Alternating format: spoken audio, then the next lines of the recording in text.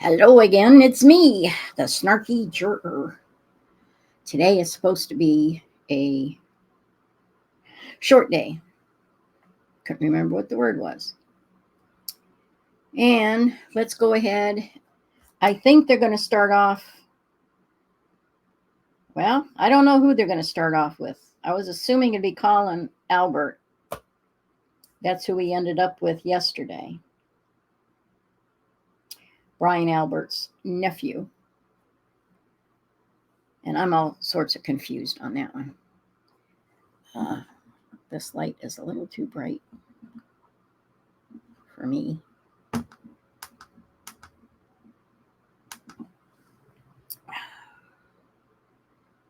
That'll do for now.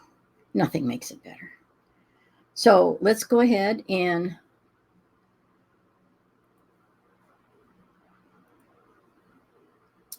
we'll get it going for today.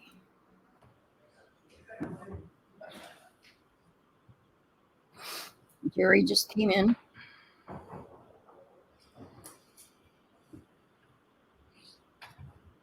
The judge should be walking in any second. Day 12. Hear ye, hear ye, hear ye. All persons having anything to do before the Honorable First Justice Beverly Cannoni, now sitting in the Dedham Superior. Let me make sure that I'm doing the right one here.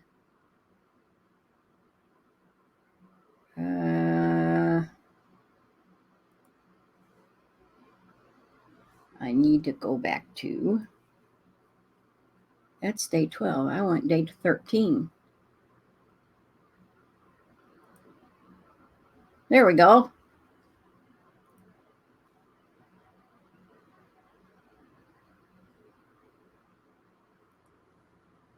I knew something was wrong somewhere. Let's see if we can bring up some more.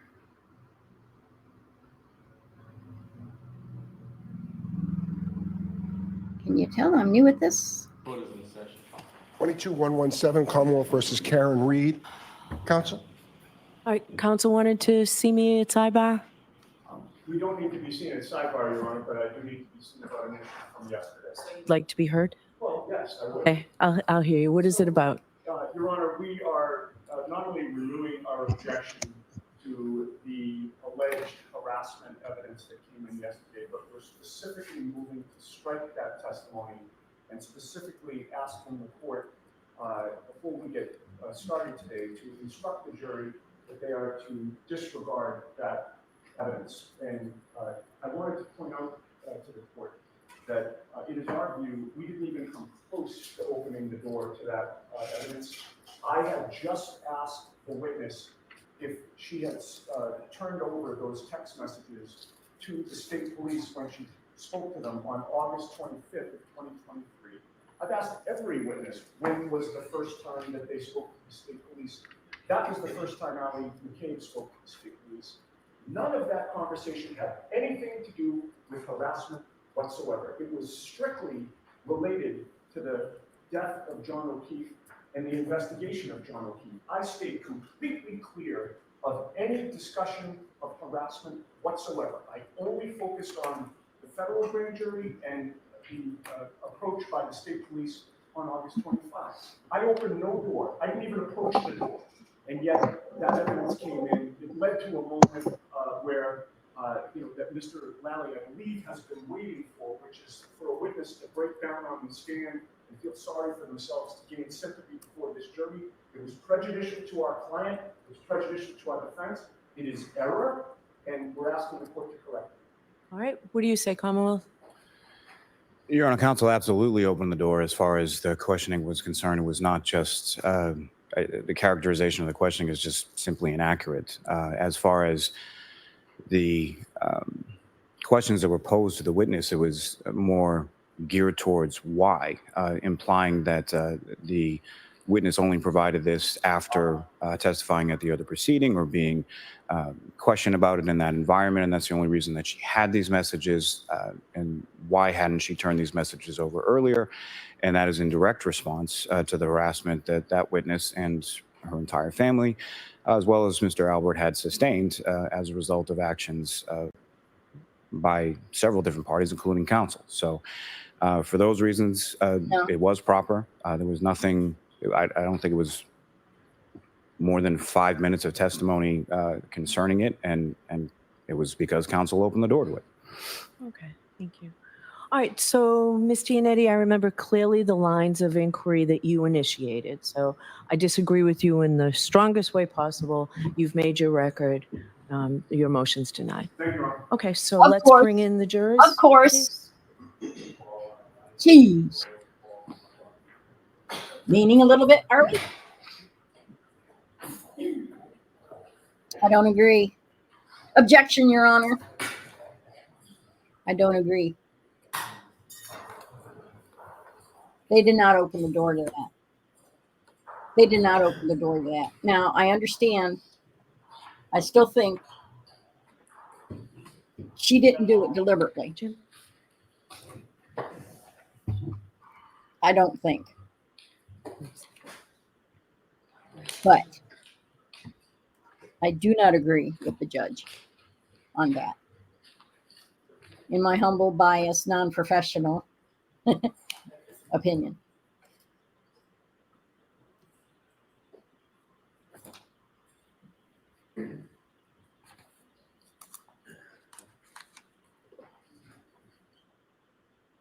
Is a DUI guy there again? I need to tune into his channel and find out. He's an attorney that handles a lot of DUI cases. Cindy, thank you. Thank you. Cindy, thank you, thank you. I don't know who said that. It sounded like Yannetti, but I don't know who Cindy is. And I don't know why she needs to be thanked. I'm starting this a bit late tonight, so if I get a little crazy, we'll chalk it up to being slap happy, silly, tired.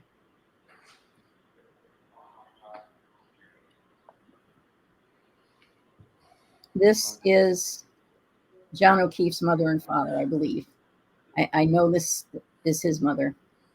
This has to be really hard for them. They've had a terrible time. They lost a daughter, and 4 months later, the daughter's husband, or it's reversed. They lost John O'Keefe maybe 2 hours, 2 days later.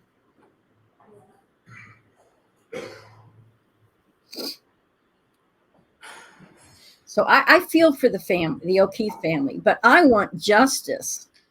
This is John O'Keefe's brother, who's very intimidating. I want justice for them. And I don't believe this is justice. Hear Well, ye, hear ye, hear ye. you're All parties welcome, having Chair. anything to do before the Honorable As First Justice Beverly Cannoni, now the one who sitting in did the it, Dedham Superior Court. I don't believe it's before the justice. County of Norfolk, draw near, give your attendance, you shall be heard. God save the Commonwealth and this good court. Thank you. You may be seated. Court now in session. 22117, the Commonwealth versus Karen Reed. All right, good morning, counsel. Good morning, Ms. Reed. Good morning, jurors.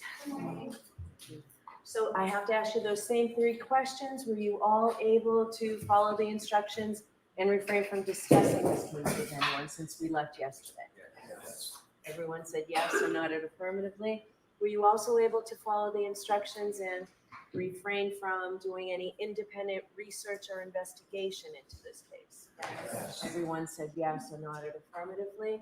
Did anyone happen to see, hear, or read anything about this case since we left the other day? Yes or no? Thank you very much. Everyone said no or shook their heads. All right, may we have Mr. Albert, please? I got lost. And she said Albert. Yep. So he's coming back.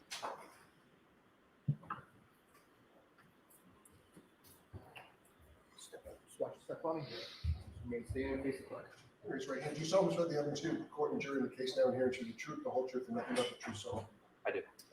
It's the homeowner's nephew. is who Colin is. All right, whenever you're ready, Mr. Jackson. Thank you, Your Honor. For a happy birthday celebration to his cousin. Mr. Albert, who did you talk to in order to prepare for your testimony starting yesterday?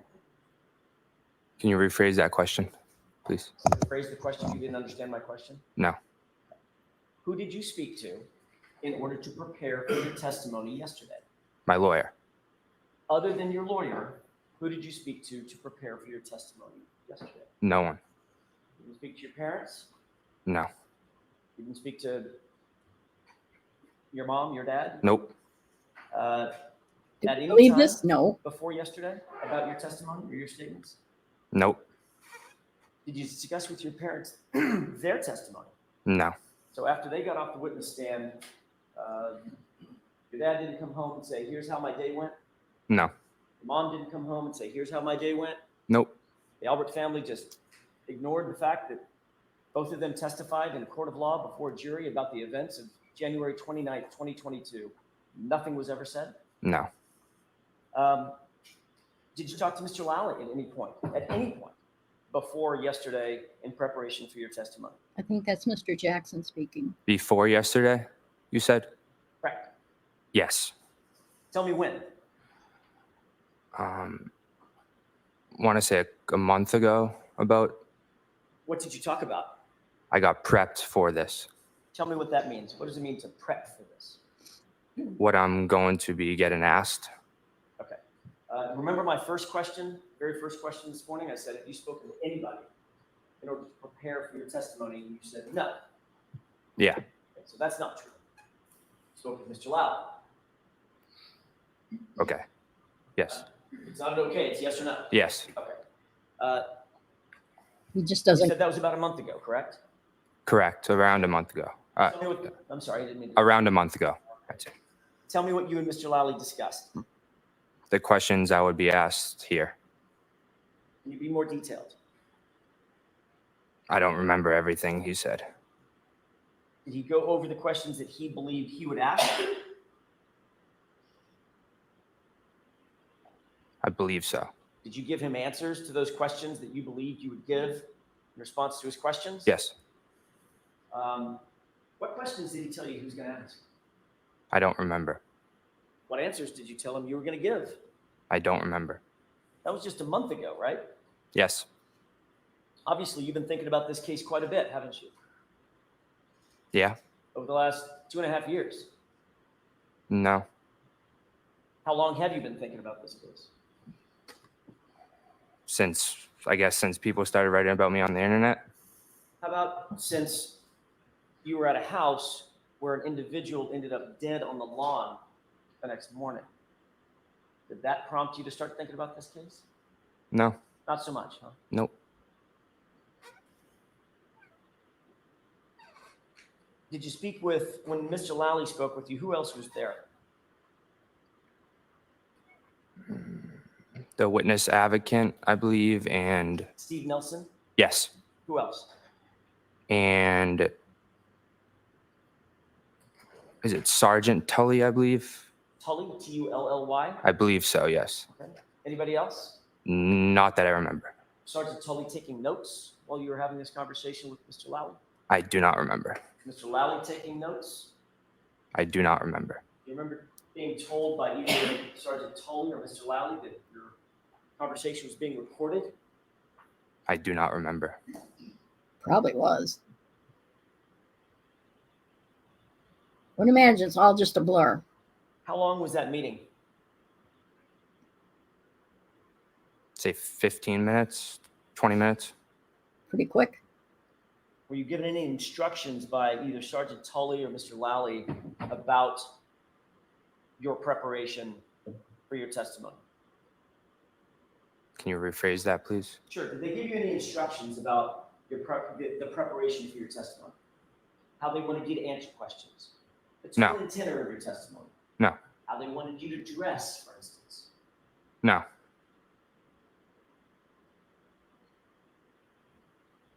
Other than that time a month ago, have you spoken with Mr. Lally or anybody from the DA's office since then, before yesterday?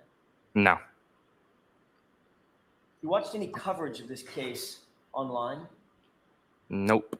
No social media? No, I don't have social media. No news, coverage? Nope. Nightly news, Channel 25, Channel 5? No. National news? Nope. Blogs? Nope. So literally, according to you, you know zero about the media coverage concerning this case, Commonwealth versus Karen Reed. Correct. But yeah, he You just talked to got Allie done before saying her something. testimony? No. When was the last time you did talk to Allie before she testified yesterday? I don't remember. Give me an idea. She's one of your best friends. A week ago, a day ago, a month ago. I do not remember. Could it have been a year ago? No. I do not remember. Could have been 5 years ago. No. Okay. So it's more recently than 5 years ago that you spoke with Allie. I don't remember. So you have no independent recollection as you sit here. The last time you talked to one of your best friends and your cousin about any subject. No, I don't remember. Were you ever told in preparation for your testimony, if you start to get stumped or nervous, just say, I don't remember? Nope. Nobody ever told you that? Mm-mm. No. No? No. Sorry. It's okay. So nobody ever informed you that you might get nervous on the witness stand, there might be tough questions. The easiest way to get out of that is just say, yeah, I don't recall. No. So you just don't recall because your memory is that bad. You literally don't recall the last time you spoke with Cal. Objection. Ask that differently, Mr. Sure. Jackson. Sure. Come on, Jackson, you can do Your better than that. testimony is you are not instructed to say, I don't remember. You just literally don't remember. Correct. It's an issue with your memory, Yes. not an instruction that you received. Right. But you do remember 2.5 years ago, you left 34 Fairview at 12:10 a.m., correct? Down to the minute. Correct. That's because Did Mr. Lally, during this meeting that y'all had, the did Mr. snapshot Lally of the show text you message anything? where it says Items of 12:10. evidence, photographs, videos, anything like that? No. Did you two talk about any evidence that you might see? Photographs, documents, videos? Not that I remember. He didn't show you the series of text messages between you and Miss McCabe, Allie? I don't remember. Okay, so you're not saying he didn't. You're just saying, again, you just don't remember. Correct. Okay. And this was just a month ago. Around a month. Correct. Could have been sooner than a month. Or, let me ask that a different way. Could have been more recently than a month. I don't know. Don't know that either. Mm-mm. Is that no? Yeah, no. So, Mr. Albert, you have to answer yes or no, not just, All right. Sorry. Where were you when this meeting a month ago took place? I don't remember. At the DA's office on Shawmut Road. Who contacted you to come to the DA's office? I do not remember that. Don't remember that either. No. Phone I call from wouldn't. Mr. Lally, maybe? I don't believe that I received a phone call. Maybe my lawyer did or my father, but I don't know. I don't believe I did. So if your father received a phone call and then told you you need to go to the DA's office to meet with Mr. Lally, that would be a conversation with your dad about your preparation for your testimony, correct? I wouldn't say so, no. You would categorize that as such. No. Okay. Because of course, even though you went to the DA's office to meet Mr. Lally and a sergeant from the Massachusetts State Police to talk about your testimony, you didn't mention that to your dad. No. You didn't mention that to your mom. No. And when you got done with that meeting, Dad didn't ask you, how'd it go, son? Nope. Your mom didn't say, how was that meeting No. about this massive murder case? Excuse me. Objection. Let me ask it a different way. Do you consider this to be a high-profile murder case? Objection. stand on relevancy, ask it to. In your mind, this is an important case, correct? Obviously. Correct.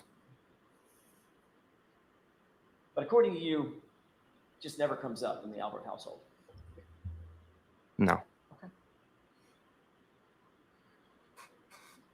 I don't believe You were asked to look at a at all. couple of text messages yesterday. Looked a little bit like this. You seen that before? Yes. When did you see that before?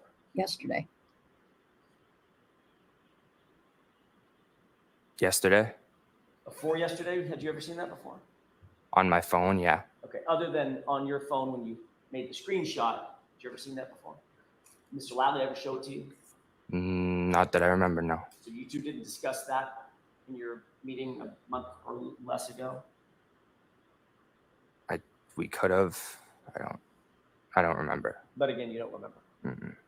Is that no? No. Did Mr. Lally tell you why he wanted to question you about those text messages? Don't remember. Did Mr. Lally tell you anything about what you might be asked on cross-examination? No. Did he ask you about any videos that you've ever posted? No. Did he ask you about any comments you've ever made online? Nope. Any photos you've ever been in? No. Any fights you've ever been in? Nope. Who's Courtney Proctor?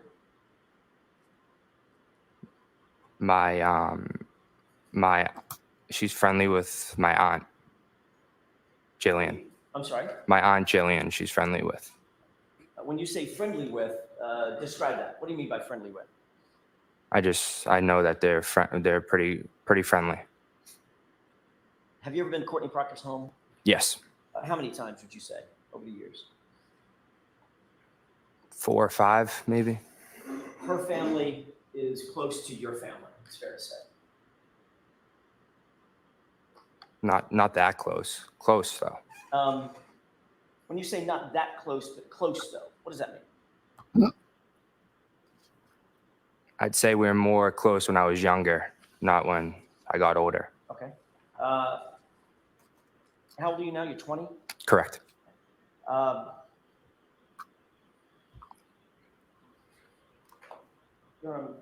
May I approach? Okay.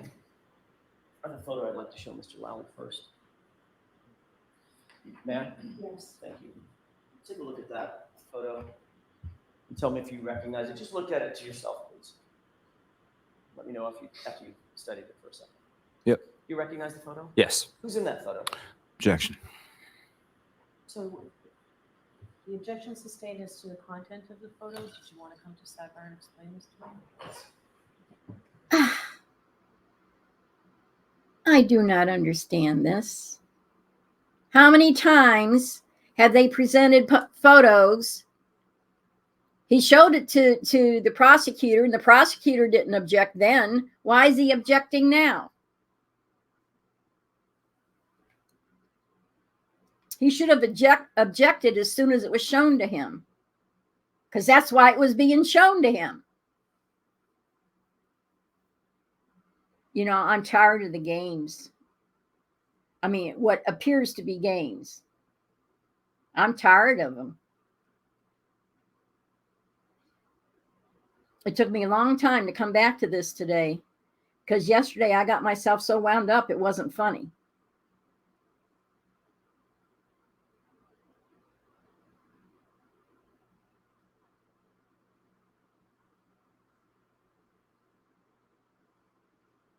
And I should be fast forwarding. And instead, I'm ranting and raving. Ravens are pretty birds. They are the husky version of a crow. Crows are kind of slender, kind of. They have a longer, elongated neck. And they caw, caw, caw. Ravens have this big, thick neck. Ha, ha. Much deeper sound. How do I know this, you ask? I had the privilege of going to Yellowstone one year. And when you hear a murder of ravens all cawing at the same time, it's quite a sound. Okay. You know about the time I do. Got it. Yes.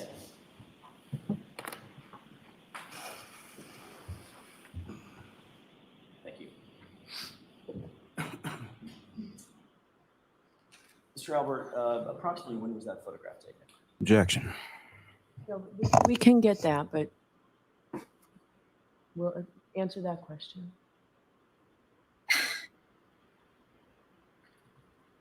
10 years or less ago, I'd say. I don't. You were the ring bearer in Courtney Proctor's wedding, were you not? Objection. I'll allow that. Correct. So when you say we're friendly, but not that, or we're close rather, but not that close, you were actually close enough to be a member of her wedding party when she was married to her now husband, correct? When I was younger, correct. Well, of course it was when you were younger. It was Mhm. 10 years ago. Mhm. Is that yes? Yeah. That's my question. So for at least a decade, your family and the Proctor family has been close enough such that you and Albert were in her wedding, correct? Objection. Ask that differently, Mr. Jackson. For the last, well, at least at that time, 10 years ago, your family was close enough to the Proctor family such that you were a ring bearer in Courtney Proctor's wedding, right? Correct. And who's Courtney Proctor's brother? Michael Proctor. And is Michael Proctor in the photograph that you're looking at? Yes.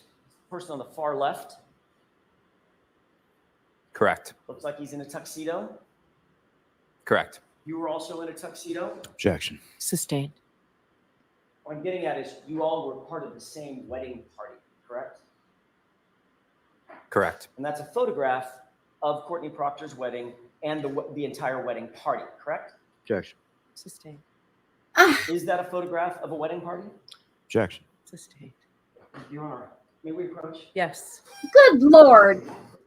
People, we can go on and on and on with the prosecution showing the same picture, same 3 pictures in a row, over and over and over again.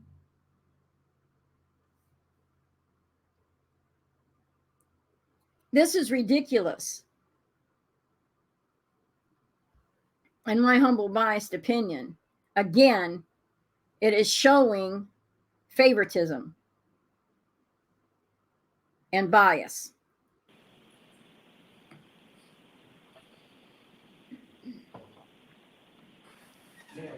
Yes. Thank you. Mr. Albert, I want you to look at that one more time.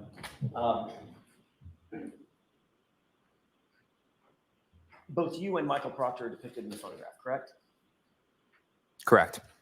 How long have you known Michael Proctor? Since I was a little kid. And you've known him well enough to know, I don't want you to tell me or tell the jurors, but you know where he lives. Yeah. You consider the Proctor family close to your family. Yeah. During the course of, for instance, just as an example, during the course of this event, joyous event at a wedding, you actually sat at the head table along with the Proctor family because you were given the honor of being the ring bearer in Courtney's wedding, correct? Correct. And you know, of course, that being in a wedding party is reserved for the most special family members and friends, correct? Objection. Sustained. In your mind, was that a special honor? Objection. Is that what you thought when you were little? When you were in that? I'd say so, yeah. Okay. And you were never interviewed by Canton Police Department in connection with this case, correct? No. How many times were you interviewed by the Massachusetts State Police in connection with this case? 0. Once. And that was in July of 2023, correct? I don't remember exactly when it was. About 1.5 years after the events in question. Is that right? Around there. Okay. Would it refresh your recollection if you saw a copy of a report of that interview? Just to get the date? Sure, yeah. May I approach you? Yes. I may have just a moment, Your Honor. Yes.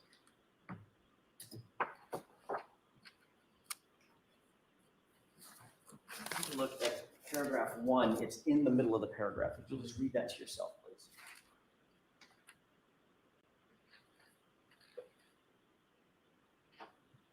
I'm so tired of bias.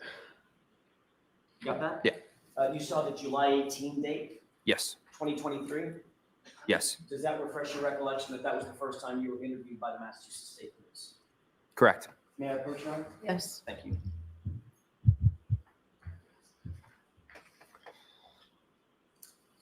Who conducted that interview? Michael Proctor and one of his partners, I believe. I don't remember. Michael Proctor was the lead investigator that interviewed you, correct? Correct. That's the same Michael Proctor that appears on the far left of the photo of that wedding party, correct? Correct. Did you find that that interview, by the way, how long did the interview last? Michael Proctor. I do not remember. Do you remember testifying at one point that it was about 10 minutes? 10 minutes. No. That's not very You long. testified at a different hearing, a different proceeding, not this proceeding, one other time, correct? Correct. I may have just a moment, Your Honor. Yes. May I approach? Yes. I need a foundational question first. I apologize. It's my fault, Mr. Albert. Do you believe it would refresh your recollection as to the length of that first interview if you were to see your testimony from a prior proceeding? Yeah. May I approach, Your Honor? Yes. Thank you.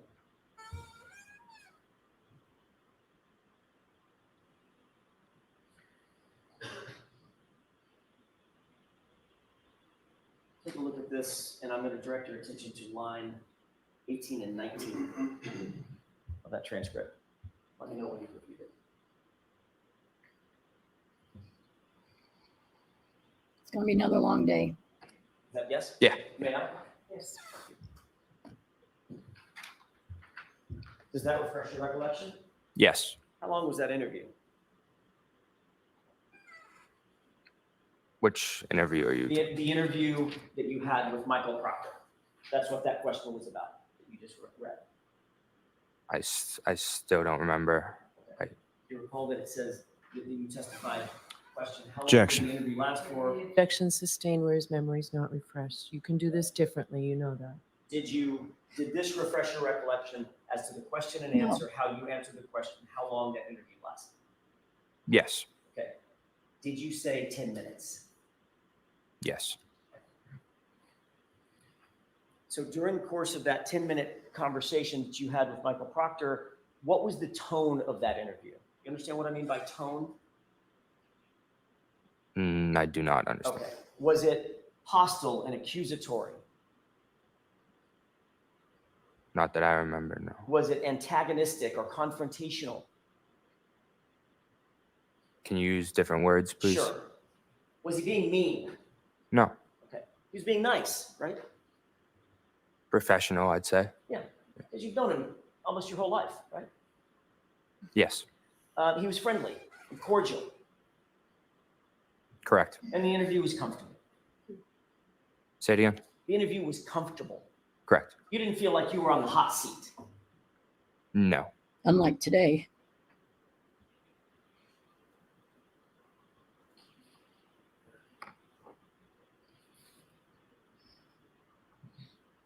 Did you find that the interview with Michael Proctor was consistent with the relationship that you've had with him your whole life? Meaning, he's always been friendly to you. He was just as friendly in that conversation. Not really, no.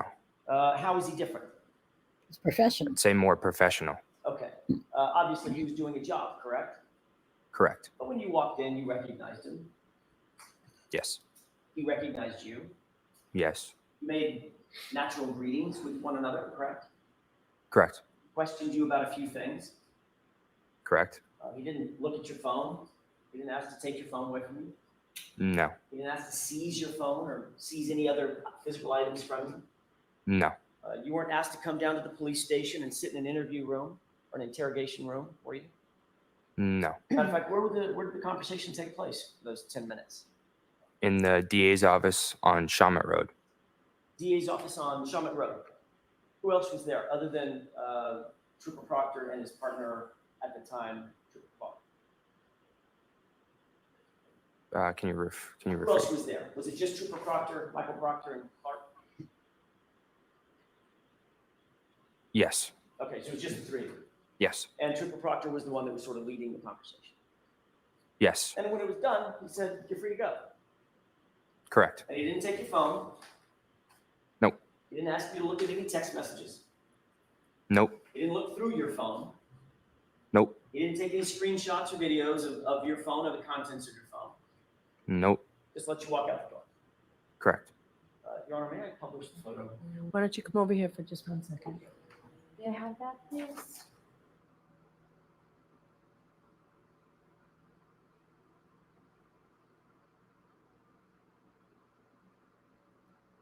I don't get it.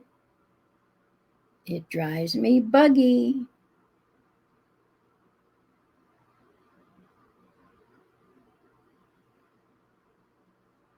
Was this all foundation? What? Why? Why? I don't even have the energy to bring up my what thing.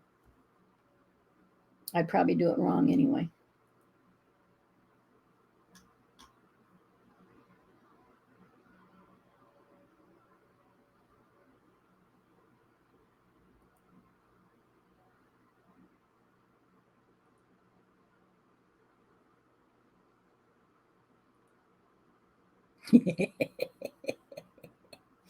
I think that's cute. What? I hope I didn't wake up the dog. She wasn't asleep anyway. She's going to be coming in and bugging me. This is her time at night. There's dogs next door, and if they're out at the same time, all she does and them is bark through the fence. It's a wooden privacy fence that's falling over. But at night, after 11 o'clock, when I know they won't be up again, she goes out. And she loves it outside. I think under other circumstances, she would be an outside dog. But she's got all that fur, so she can handle the cooler temperatures. But it's her kingdom at night. And I just keep the door open, so when she's ready to come in, she can come in unless I have to do something like sit down and do this. So I'm sure she'll be in here again going, hey, it's my time. I get to go out again, right?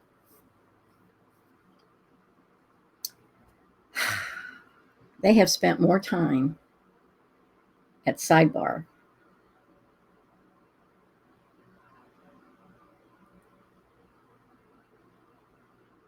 They should be coming any second now. Yep, here they come.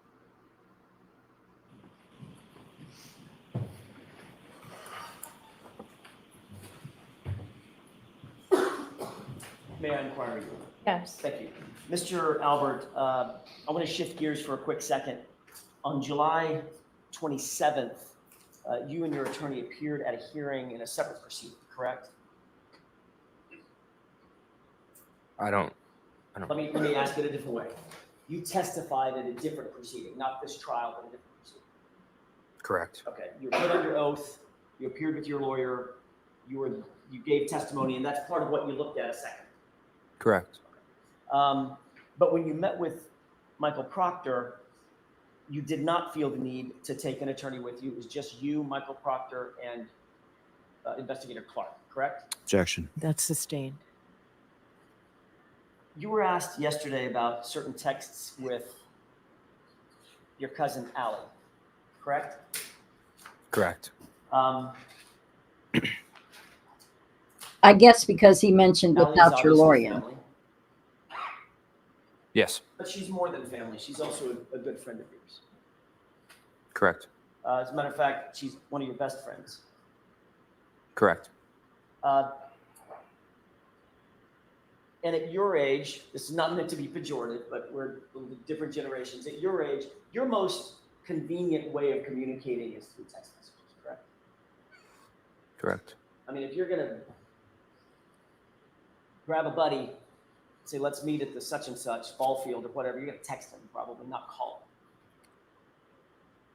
Either or. him. Okay. But texting is pretty common between you and your friends. Yes. Texting is certainly common between you and Alan. We've already seen evidence of that, right? Yes. And that's generally how you like to communicate with Alan. I'd say so, yeah. In fact, when you reached out to her for a ride, there were like 8 text messages back and forth just for a pickup, correct? Correct. Yeah, just move your arm. Sure.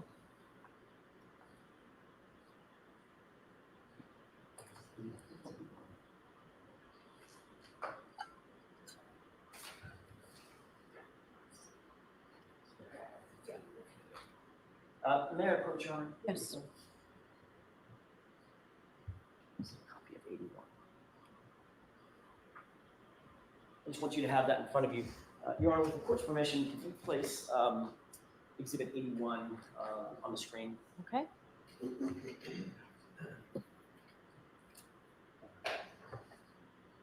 And I believe this is something we've already seen.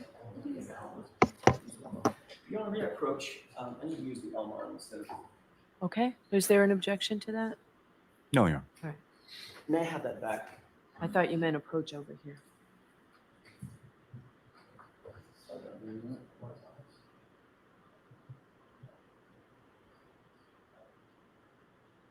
Do you want the Commonwealth to pull it? Mr. Jackson, do you want the Commonwealth to pull it up for you? I'd be happy to, Your Honor. It's fine. Yeah. That'd be great. Thank you, Ms. Gilman. May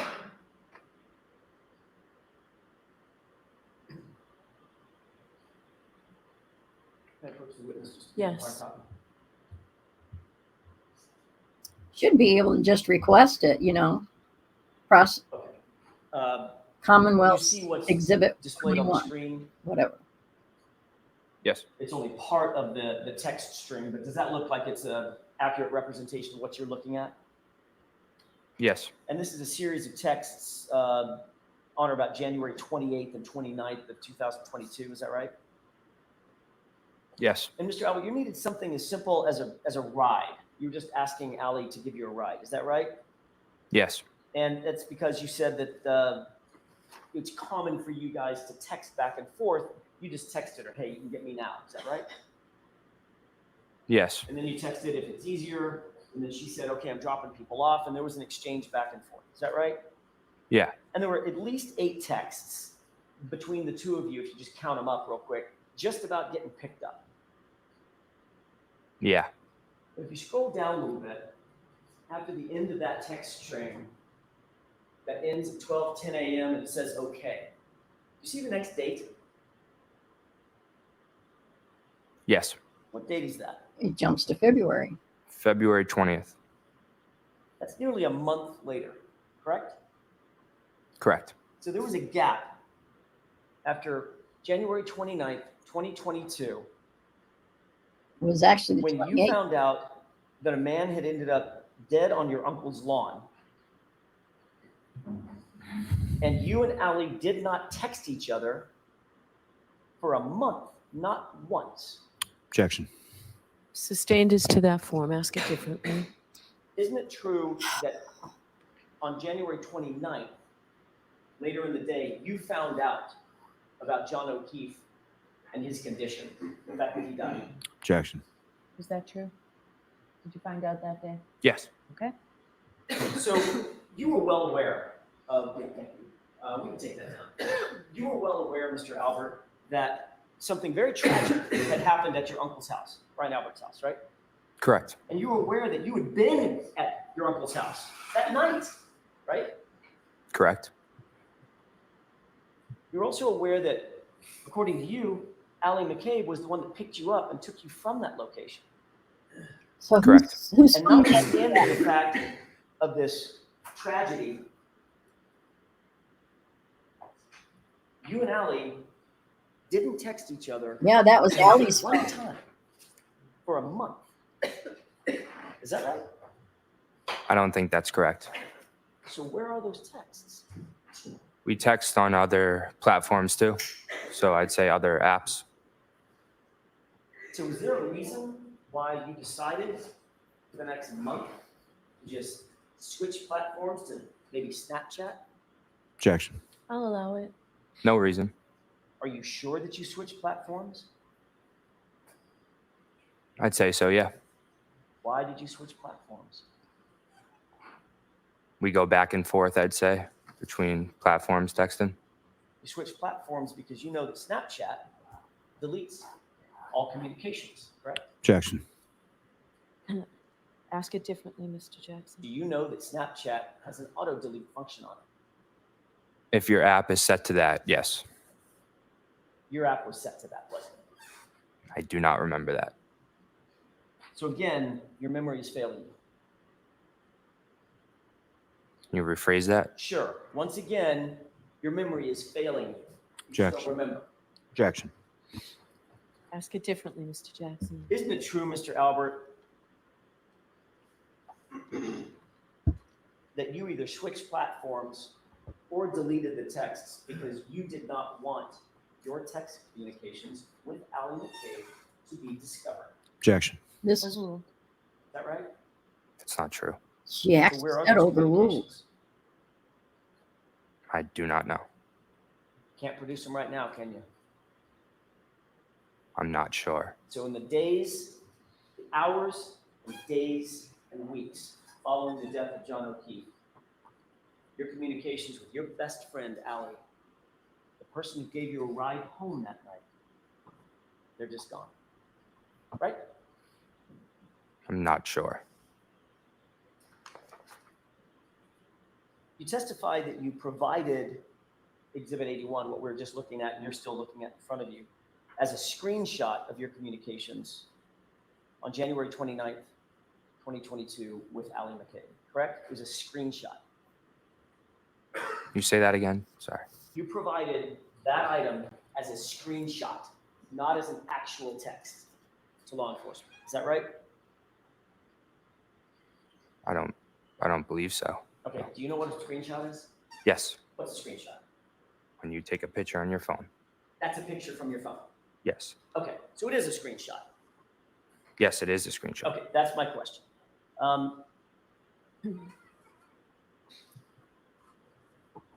So was When his you met with Michael Proctor in that interview that lasted 10 minutes, Michael Proctor did not get the actual texts underlying that screenshot, did he? No. He never looked for those actual texts, did he? No. He never asked you for those actual texts, did he? No. And you never volunteered to give him those actual texts, did you? I think I volunteered to, yeah. On that day? Oh, no, not on that day, no. Not on that day.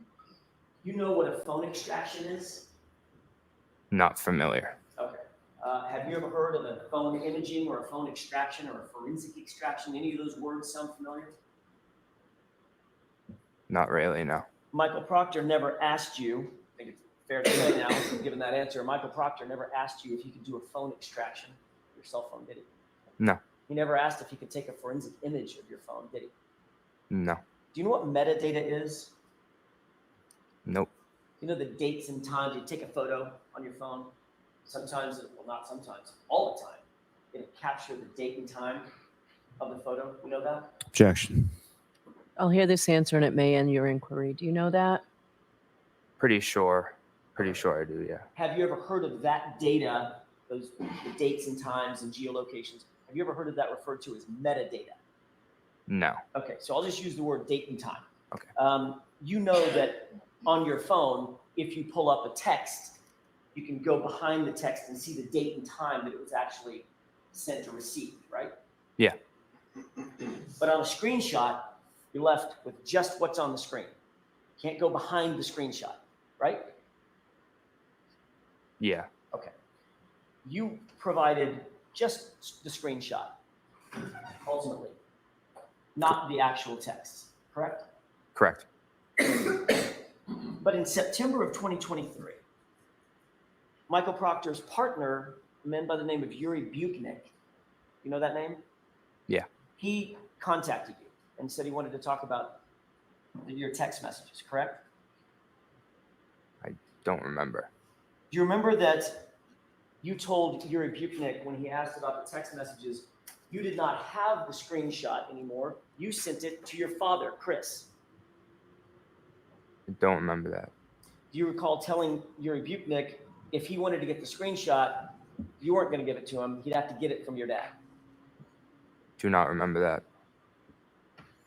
You remember Trooper Buknik agreeing with you and saying, sure, I'll just call your dad and get it from him. Don't remember that. You don't remember giving, you certainly don't remember ever giving Trooper Buknik a copy of that screenshot. No, I don't remember. Because you didn't, did you? I do not remember. But you did give it to your dad, right? I do not remember. Do you remember anything about this case? Objection, Your Honor. Well, come on.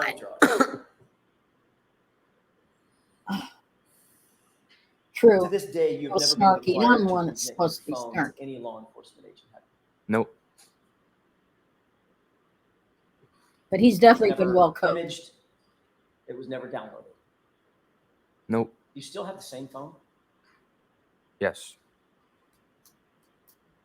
If you had the actual texts on your phone, why did you provide law enforcement with just a screenshot? Objection. I'll allow that. I'm not sure.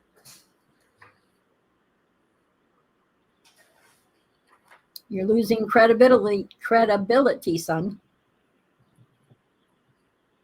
You were shown a photo yesterday of you in February of 2022 with your aunt. Remember that photo? Mr. Lally showed you that photo, Correct. and he said he wanted you to pay special attention to your face and hands and extremities. Asked you if there was anything unusual about that. Yes. You said no. In that photo, absolutely nothing unusual in February 2022 about you, Of course not. your face, your hands, That was weeks later. fists, nothing. Right? Correct. I want to draw your attention to February 26th, same month, less than a month after the incident. You were at a place called Fenway Johnny's with your buddies, weren't you? Correct. He remembers that. Your Honor, I have two documents I'd like to mark for identification with the court's permission to show Mr. Lally. Okay. One and two.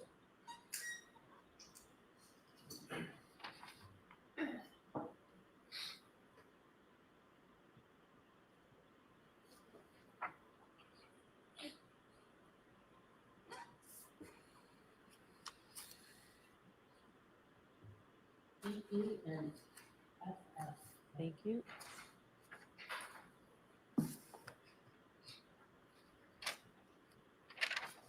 Why does he not get numbers too?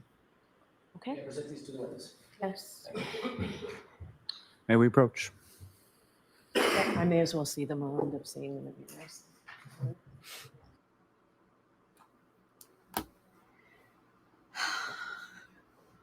Here's a hint. Something that I've noticed. The more the prosecution objects, the more interesting the evidence.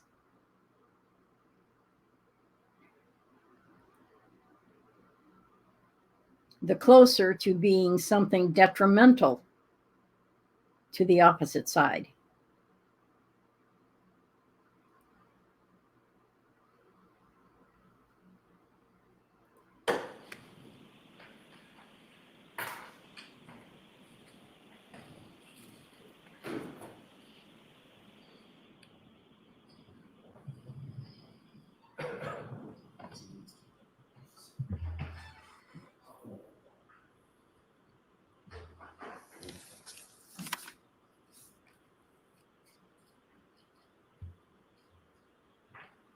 So you're putting it in evidence before you display it? Sure.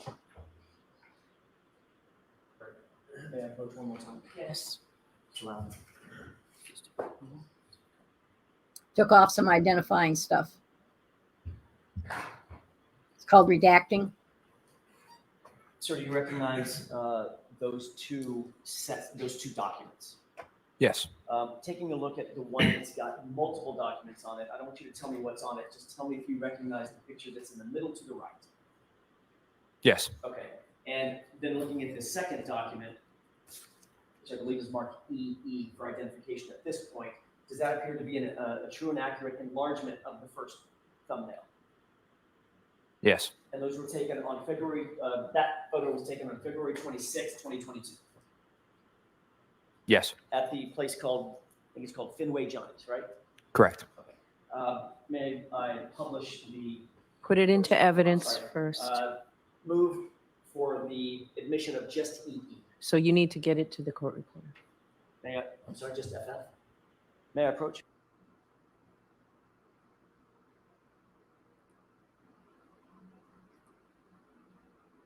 Your baby would be in wanting to go outside, and she did. Yes. EE or FF? Oh, yeah. FF. Okay, give it to Madam Court Reporter to put the exhibit number on it. The exhibit 85 excuse me,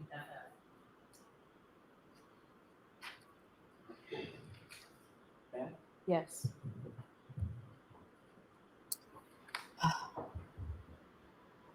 So I grabbed some cheese while I was out. You see that photograph that's being displayed? Yes.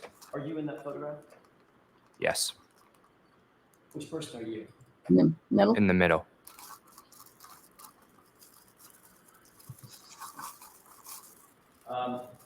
And Who's the about other? what time of day was it? That's you in the middle? Correct. Okay. At what time of day was this taken? Not sure. Was it at an event? Oh, look at his Just at a knuckles. bar? Just at a bar. Okay. I want you to take a look at your right hand. Can you see from there clearly your right hand? Yes. What do you notice about your right hand? It's cut up. Your knuckles are injured, correct? Correct. Now, you didn't take this photo, did you? Nope. That photo was never on your phone. In other words, it wasn't a friend of yours that took the photo, correct? No. This was taken by an event staff member, is that right? Correct. It was later posted on social media, isn't that right? Correct. You could not access the metadata. You couldn't access the time and date of that photo, correct? I'm not sure what you mean by that. You couldn't manipulate the time or date this photo was taken? No. This photo was completely sort of out of your control, isn't that right? Correct. And it was controlled by the event staff at Fenway Johnny's. Correct. And on February 26th, less than a month after the incident at Fairview, that's what your right knuckles look like, correct? Correct. Why? And this is a true and accurate depiction of your condition on or about February 26th, correct? Correct.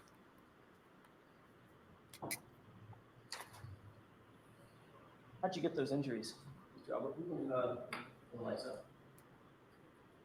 I was at a party, my house party, my senior year, and I remember it being icy out, and it was kind of like a steep hill of a driveway, and I was walking up the driveway, and I No. slipped down the driveway, and I tried to catch myself, but I had something in my left hand, so I had tried to brace myself with my right hand, and I ended up sliding a little bit down the driveway. No. What did you have in your left hand?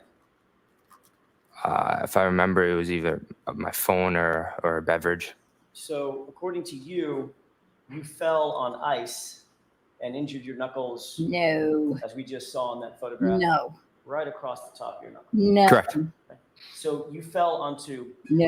pavement, asphalt, Yes. I don't. and you braced yourself when you fell, your entire body weight, by putting your right hand down in a fist, and you injured your right fist, just the top of the knuckles on your right fist when you fell down. Correct. Bullshit. Seriously? Objection, Your Honor. Sustained. Seriously? You didn't put your palms down when you fell? No. You Your don't entire usually. body weight on your right fist, No. Just injured the top portion of your knuckles. Correct? Correct. Those injuries to your knuckles. Boy, he look a lies lot with like ease. the type of injuries that you would get in a Objection, Your Honor. Sustained. You ever been in a fight, sir? Other than with my brothers, no. You've never been in a fight. Nope. Your entire life? Other than with my brothers, no. Never hurt your knuckles before? Not sure what you mean. Never hurt your knuckles in a fight? No. And in this case, when you fell down on the asphalt, it was only the top 4 knuckles of your right hand, correct? Correct. You right-handed or left-handed? Right-handed. You usually like this The box? to brace yourself. Nope. To stop I'm yourself. sorry, you don't You usually box? go like Nope. this. You've never boxed? You Never. don't go like this. You ever practice boxing? I've hit the bag for like cardio, but other than that, no. When you hit the bag, is that considered boxing? I wouldn't say so. Not It's not jumping really. rope, is it, Mr. Albert? No. It's not doing curls. Nope. Not doing push-ups or calisthenics. Nope. It's hitting a bag, correct? Yeah. That's boxing, right? I'd say yeah. Yeah.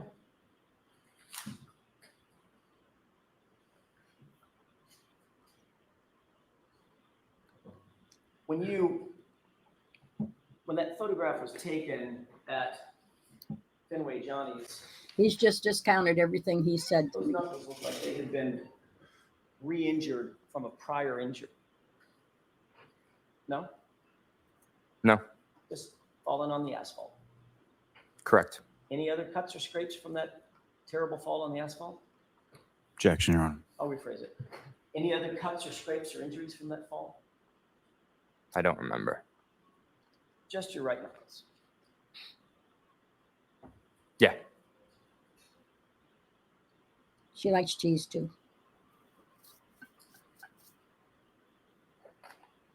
I don't believe anything now that he says. He's just You said you've never disqualified been in a his fight. testimony to me. Nope.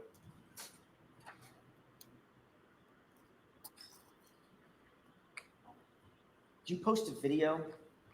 You threatened that you're going to. Objection, Your Honor. The objection sustained. I'll see you at sidebar on this. I'm familiar with this.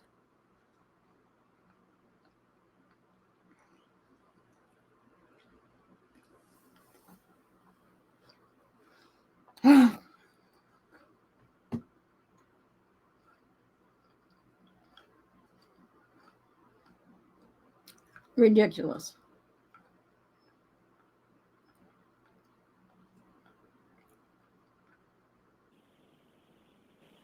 So I'm going to send you out for a recess. We have some work we have to do here. Wasn't early enough for me to get you coffee and bagels. I apologize for that, but we'll be a little bit. So we'll send you out for the morning recess. All rise for the court, please. Follow me.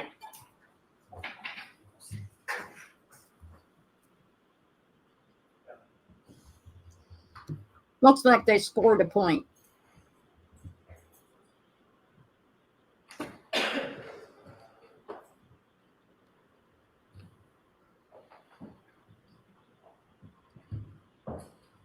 Who's she trying to look at?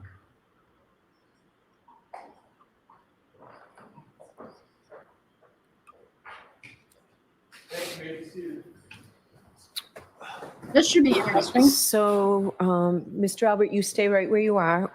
We're going to see a couple of short videos, and then Mr. Jackson will ask you questions, and then Mr. Lally will ask you questions.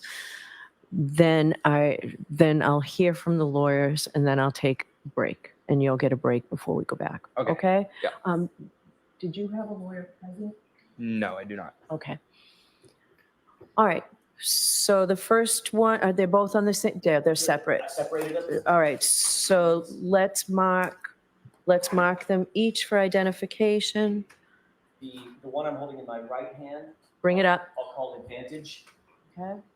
That would be GG for identification. Thank you. Good luck. Who said good luck?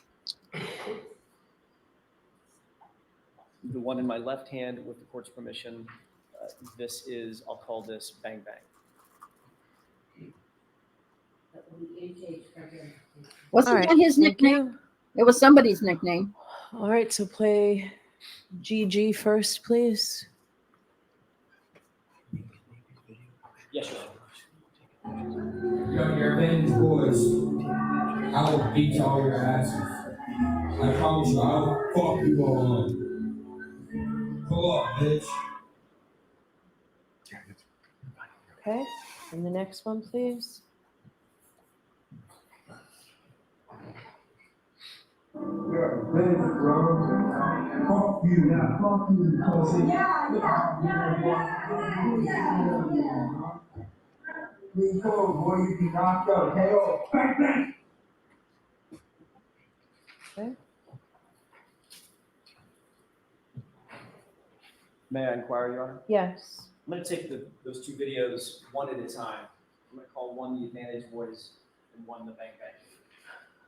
For purposes of my questioning, Mr. Albert, specifically regarding the advantage voice video, did you recognize it? Yes. How did you recognize it? What do you mean by How that? do you recognize it? Is that you? Yes. Okay. When was that taken? Maybe my sophomore year in high school, around. Where were you? Don't remember. Okay, Where? so your sophomore year in high school, that's about 3 or 4 years ago? Yeah, around. You indicated on cross-examination you've never been in a fight. No. Indicating that you have no violent tendencies and no violent proclivities, right? Nope. What were you saying on that video? That I would beat them up. Did you say you would beat them up, or did you say, I will fuck you up? I said I will F you up. No, you didn't say, I will F you up. What did you actually say? That I would fuck them up. You also said something about beating somebody's ass, right? Correct. What did that mean? That I would beat them up. So when you said, I will fuck you up and I will beat your ass, was that a friendly invitation? No. That was a threat, correct? I don't know if I would call it a threat. Don't? Oh, bah, I'm come not sure. on. Someone walks up to you. I'm not going to do it. If someone did, walked up to you and said, I will fuck you up. I will beat your ass. You wouldn't take that as a threat? If they walked up to me, yeah. But if they didn't walk up and just shouted it across the street and stood there and said, I will fuck you up, I will beat your ass, that's not a threat. I'm not sure. Yeah, I think you are sure, sir. All right, so that I'll strike at the Commonwealth standing up. Objecting. Were you threatening these advantage boys, guys, whoever they are? Yeah, kinda. Were you threatening them with violence? Kinda, yeah. Yeah. In the second video, you said, fuck you a number of times. And then you said, KO, you said, pull up, KO, bang, bang. Right? Correct. Explain that to me. I'm not sure, like, explain what I said. Is that a threat? Yeah. Pull up, bitch. Right? Yeah. Who are you talking to? Those same advantage kids. Got it. So you're threatening them yet again a second time. Yeah. What does pull up mean? Like, come by. Yeah, meaning get over here. Mm-hmm. Right? Yep. Because when you do, I'm going to fuck you up. Right? Yeah. Meaning I'm going to fight you and I'm going to put you down. Correct? Correct. That was your threat to them. Correct. Can we get a time on this second one? Of course. When was the second one, the bang bang threat made? Before or after the advantage boys? I'm not sure. After? Might have been this same night. I really don't know. Well, you're dressed completely differently, so it's probably not the same night. You would agree with that? Unless I could have changed my shirt. I do that often. Okay. So you changed your shirt and on the same night, you just decided to threaten the guys twice. Is that what you're saying? Maybe. Maybe. You're not sure? I'm not sure. Nobody has Was it ever held around the him same time accountable. frame? Around, yeah. All right. The fact of the matter is, Mr. Albert, you do like to fight, don't you? Nope. The fact of the matter is, you showed up at another hearing, at another proceeding, to testify, and you showed up with busted knuckles then too, didn't you? Do not remember. Let me show you a July picture. 27th, 2023. Do you remember being at another hearing? Yes. Do you remember being questioned by some attorneys? Yes. Do you remember the question about the condition of your fist? Literally at the hearing? Yeah. It was obvious to the person that was questioning you that you had an injury to your fist, correct? Objection. That's a statement. I'll rephrase that. My apologies, Your Honor. You were asked questions by the questioner about the condition, the physical condition of your fist, weren't you? Correct. Now, why couldn't you say that the first And time? you claimed at that time, well, let me back up for a second and ask a different question. They were asking because you had open injuries on your right knuckles yet again, didn't you? Correct.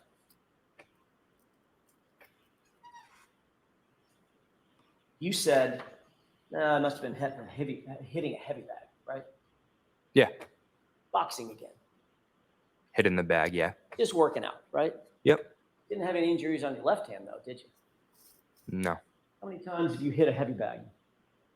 Never. I'm not sure. How many times have you worked out with a heavy bag? That's an unfair question. I'll ask a better one. How many times have you worked out on a heavy bag? I'm not sure. You Never. work out on a heavy bag, you wrap your hands, don't you? I do not know. I see. So only your right hand gets injured over and over and over and over again. Not your left hand. I'm not sure. Even though you're punching the bag with both hands. I'm not sure. Yet again, you're right-handed, aren't you? Yes. So when you throw a haymaker, your hardest punch, that's with your right fist, correct? Objection. I'll allow it. Is that right? I would say they have equal. They're equal. I don't know. Not That's sure. all I have. Then All you right, don't Mr. hit. Lally. Thank you, Your Honor.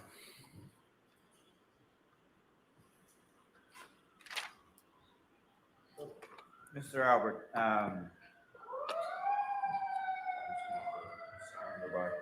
Sirens.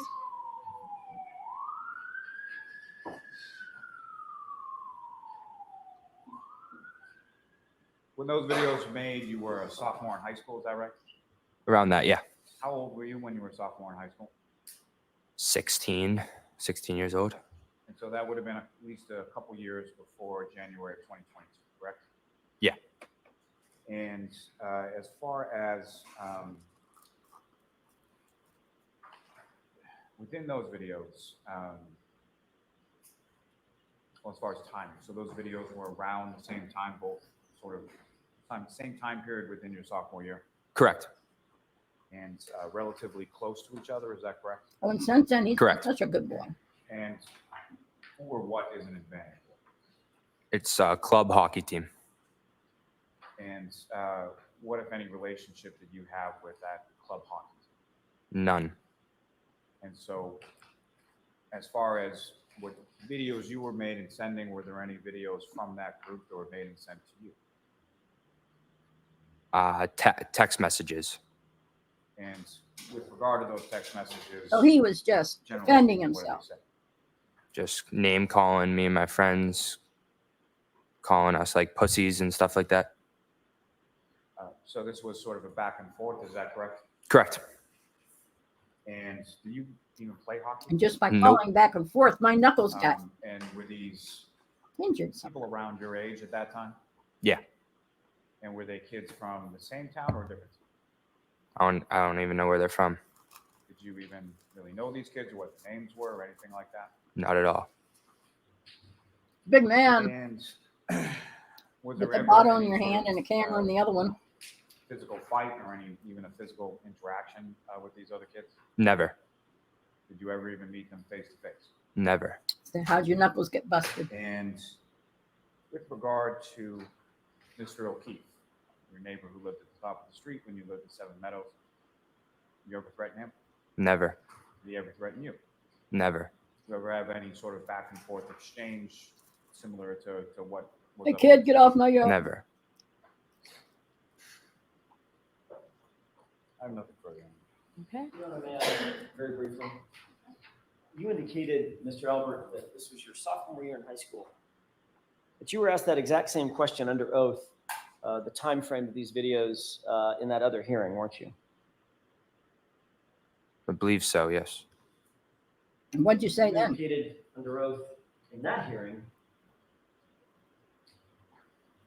that it looked like it was your junior or senior year in high school, correct? Maybe I'm not sure Not sure. exactly what I said. Your senior year would have been what year, sir? 2022, 21, 22. Bingo. Same year John O'Keefe died. Correct. They have money on. Yes. That kid has never been held responsible for anything he's ever done. That's all I have at this time, Your Honor. Thank you. All right, I will hear you. Your Honor, if we could make the argument outside the presence of the witness. Yes, I'm sorry. I'm going to ask you to step out of the. Yeah, so you can't adjust what you're saying to match what's going on. You're a bad little boy. Thank you, Your Honor. Hold on. Oh, I'm sorry. Oh, okay. Yeah. Okay, yeah, you cannot hear in that background. No problem. I appreciate you giving us the opportunity. Your Honor, it's very clear that these videos are highly, highly relevant, given the sanitized testimony that this witness has tried to present to this jury. He's indicated that he's never been in a fight, doesn't have any violent proclivities, he doesn't have any violent tendencies. It's not in his countenance to do this. Mr. Lally opened this So door. you only got that through the voir dire. Understood. Okay, Understood. so the violent tendencies only came in through the voir dire. Well, that's not true. In front of the jury, he said, "I've never been in a fight." Okay, but that specific question, you said violent tendencies, it was unobjected to, but that was voir dire. Understood. Understood. Mr. Lally clearly opened this door yesterday. He presented a photograph or a series of photographs with this witness's family. His arm draped over his aunt. He's with his mom, looking very Sanitized. family-oriented, etc. And Mr. Lally went further than that and specifically said, "I want you to take a look at your face, your hands, and your extremities. Do you see anything unusual or odd about that?"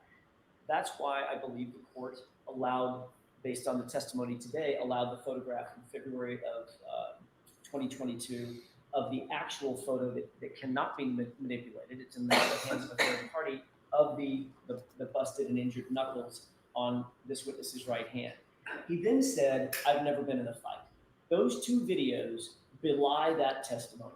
There is no way to look at those two videos and say, this is not relevant to the issue of whether or not he has been in a fight. But tell me how whether he's been in a fight is relevant to an issue in this case. That's what you have to do. Because the police should have, the Massachusetts State Police should have, if they were doing their due diligence, they should have investigated this young man. They should have investigated every single person that was in that house, in or around the home of where John O'Keefe was found, the Albert home, and they didn't.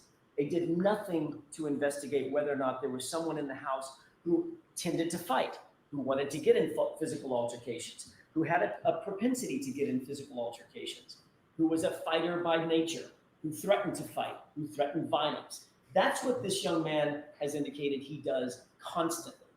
I'm surprised he didn't show up in this hearing with busted knuckles. So does this go to your third party culprit defense? It goes to both. It certainly goes to both, but yes, it also goes to our third party culprit defense as well. This is a focus of, I believe this should be a focus of the juror's attention in terms of, is there a third party who could have done this, that evidence points to, that may have done this? Absolutely. This evidence, what we now have, points directly in that it's focused in that direction. So yes, both it should have been investigated, and Colin Albert is somebody that the jurors should focus their opinion on or their attention on to determine whether or not he could have or was involved in the death of John O'Keefe. All right, Mr. Lally. Yes, Your Honor. The Commonwealth would submit did not open the door in reference to this, Well, showing a photograph of someone and what they physically looked like. There was no suggestion. The only questions that were asked about fighting or anything of that nature were by counsel. Counsel thinks he opened his own door. I don't think that's exactly how that works. This is nothing more than rank speculation. It has nothing, bears no relevance whatsoever Sure to there this is. case. You're talking about something that is dated Keep at dancing. least a year, if not two, prior to the incidents in this case. But what if Keep it's dancing. as Mr. Jackson pointed out, the prior testimony, his senior year, which is, of course, is much closer. Well, I think even assuming that, as far as relevance is concerned, Your Honor, there is no evidence here of a fight at all. There is no evidence that this witness Right, was even because it present wasn't at the house at the explored. same time as the victim. There's no evidence of any animus between Because they this didn't witness investigate and the victim. properly. There is no evidence whatsoever, as I stated, that he was even present at the same place at the same time on the night with John O'Keefe, on the night that John O'Keefe was killed. There is no evidence from even these videos of any physical altercation having taken place. So whatever juvenile beef that he and his friends had with individuals from another town, there's no evidence whatsoever of physical altercation. There's no evidence that there's a physical altercation even in this case. So to allow counsel to introduce this purely for prejudicial reasons and to invite the jury to speculate as to what it is essentially does nothing but divert the jury's attention away from the facts of the case and what the evidence of the case is, and more so is just there's no evidence of anything in this case. May I begin briefly? Yes. In terms of evidence of a fight, I don't know what Mr. Lau is talking about. He says there's no evidence of a fight in this case. John O'Keefe looks like he had been beaten to death. He's got two black eyes, a laceration over his right eye, a laceration over his nose, a giant wound on the back of his head, and he doesn't look like he was hit by a car. He looks like he was in a physical altercation. It's as plain as the nose on your face, and we have evidence that we have witnesses who are going to propound that evidence and present that evidence. So Mr. Lally and the Commonwealth can take whatever position they want to. If they think those injuries are consistent with being hit by a 6,000-pound truck, they can knock themselves out. That is not the state of the case, and they don't get to dictate the state of the facts. The facts speak for themselves. Second, with regard to whether or not Mr. Albert was home that night, or at the home that night in a position to be able to engage in a physical altercation, which, by the way, takes about that long, that is predicated on his own family members covering for him. Every one of the witnesses who testified basically are friends and families of the Alberts. And keep in mind, Your Honor, I don't think it's lost on anybody that Colin Albert was hidden, specifically and intentionally hidden from all of law enforcement for the first several months of this investigation. Nobody was willing to even say he was at the house. That is highly, highly suspicious. Given the gravity of what we have now, I would take an issue with one thing Mr. Lally said. He said this diverts the jurors' attention. I would agree it diverts their attention. It diverts their attention to somebody who possibly could be involved with this who was not properly investigated. And I'll submit. That's it. Okay. So may I have those 2 flash drives, please? Yes. No, I was asking them. All right. So I will. Why don't we take a 15-minute recess? I'll look at these and we'll come out. Court, all right. Okay. Defense got something there.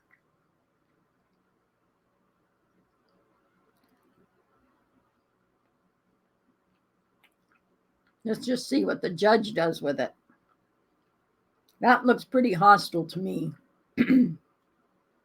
Now, granted, kids tend to say stuff and don't back it up. But here's the thing.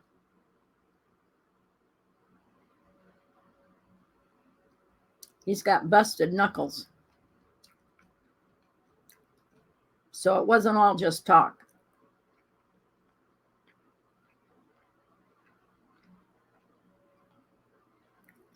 I should have paid attention to see how long that recess was. Oh boy.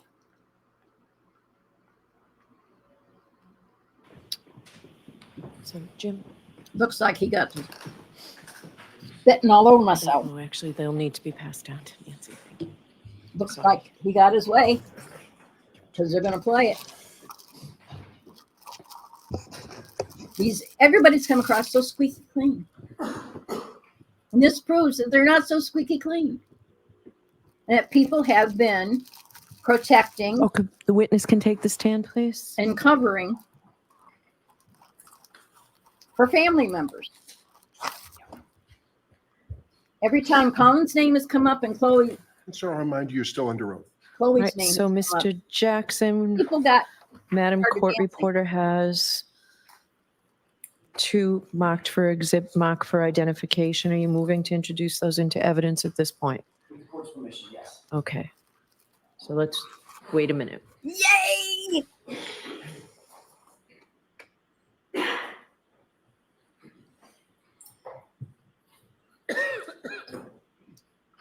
I think that's a major accomplishment because this judge has been very prosecution biased. GG will be able to leave, Your Honor. Thank you.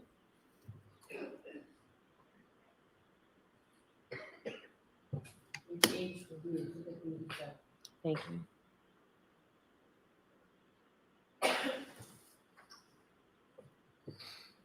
Madam Clerk. Yes. Thank you. Mr. Albert, before we took a break, you had mentioned that you've never been in a fight.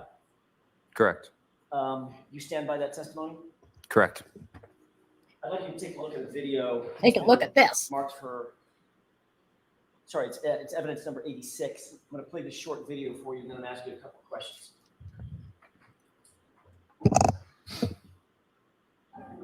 Yo, your revenge boys. I will beat all your asses. I promise you, I will fuck you all up. Pull up, bitch. Did you recognize what was depicted in that video? Yes. Who was that? Me. Approximately when was that video taken? Around my sophomore year in high school. Sophomore year or senior year in high school? Say around my sophomore year in high school. Why do you say your sophomore year when you previously, well, let me ask it a different way. Did you previously testify at a different hearing back in July of 2023? Yes. You were asked about this video, weren't you? Yes. You were asked about another video at the same time, correct? Correct. And in that hearing, you said you believe that was taken closer to your junior year or senior year in high school, correct? Correct. And that was under the oath, Correct. same oath that you took here. Correct. Closer in time to the events in question. And at that time, you said your junior year or senior year in high school, correct? Correct. If it was your senior year in high school, what year would that have been? 21, 22. So 2021, 2022. Going into 2022, correct? Yeah. The same year that John O'Keefe passed away. Correct.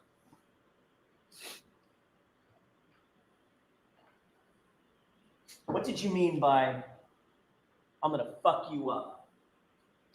That I was going to beat them up. Actually, you didn't say beat them up. You said, I'm going to beat your ass, didn't you? Yes. That was a threat, wasn't it? Yes. Could say that. Threat directed at some other individuals with whom you had some sort of a beef or a problem. Correct. And your resolution of that problem is, I'm going to fuck you up, I'm going to beat your ass, right? Correct. But you've never been in a fight. Never. Your Honor, with the court's permission, could we play evidence number 87? Yes. You're a bitch, bro. Fuck you. Yeah, fuck you. Yeah. We told boy, you be knocked up. KO. Bang, bang. What? May I inquire? Yes. Mr. Albert, who was that in that video? Me. Was that taken around the same time? Yes. You indicated, you're a bitch, bro. Right? Correct. Was that a threat? Yes. More of an insult, Yeah, more of an insult. calling someone out, Yep. making them feel bad, Yeah. prompting them to maybe fight. Objection, Your Honor. Yeah, I'll ask that question differently, Mr. Jackson. Also called him a pussy, didn't you? Correct. Derogatory comment. Correct. And then you said KO, bang, bang, right? Correct. What's KO mean? Knockout. And what does bang, bang mean? I'm not sure, honestly. So you're just talking about knocking somebody out. Correct. And the bang, bang just sort of flowed. Exactly. Was that a threat? Yes. And these threats that we've just talked about, that we've just seen, these are threats of physical violence, right? Correct. You're not threatening to hurt their feelings or send them a mean text, right? No. You're threatening to kick their ass, right? Correct. To get physical, right? Yes. To ball up your fists and beat the shit out of them. Objection. Can you answer that? Yes. Can you answer that, please? Yeah, can you repeat the question? Probably shouldn't. You were threatening to ball up your fist and beat the heck out of them. Objection. I'll allow it. Is that what you were threatening to do? Yes. When you testified in a separate proceeding in July 2023, you actually showed up for questioning live, correct?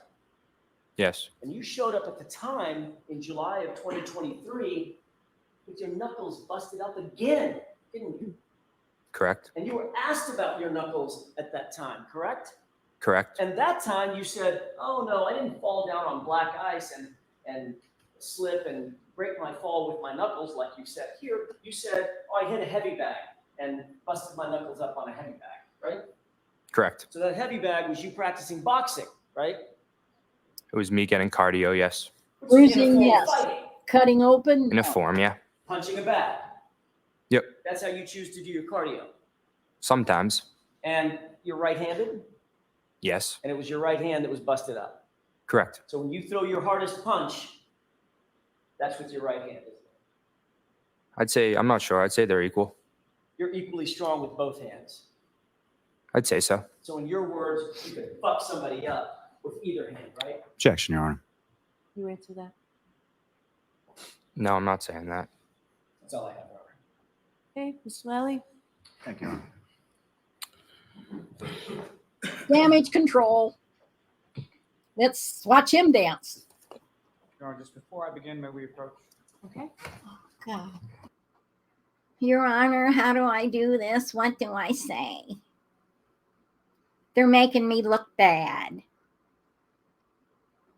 Make them stop. For crying out loud.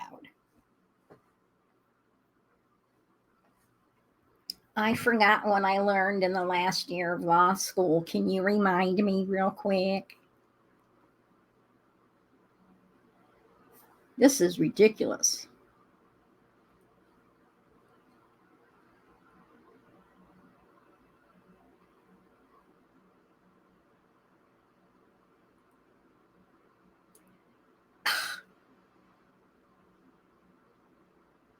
I can't tell.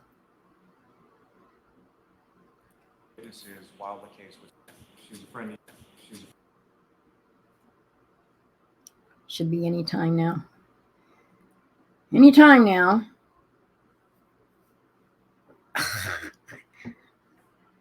Boy, it's a hornet's nest today.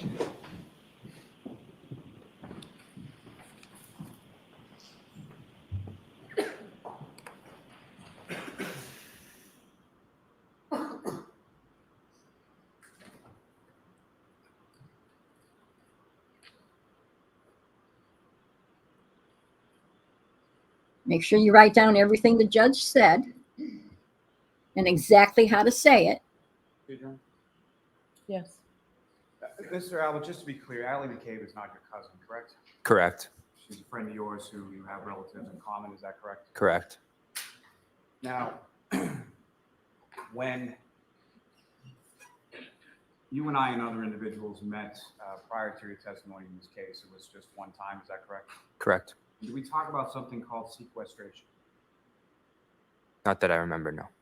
Did we talk about having conversations with other witnesses while the case was pending or going on? No. Now, you testified when you were asked on cross-examination that you haven't had any conversations with any other witnesses, you haven't watched any coverage, you haven't done any of those things, correct? Correct. Was that at my instruction? No. Is that something that you've done at any point in time as far as talking to any other witnesses, including your parents? No. Not even going to talk about the fighting, huh?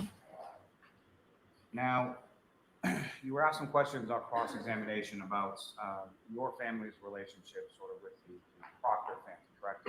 Correct. And taking the Proctor family as it was put as sort of an entity. Close I'm friends, going to ask you about personal it friends. particularly about Trooper Michael Proctor. How many times have you seen him in your life?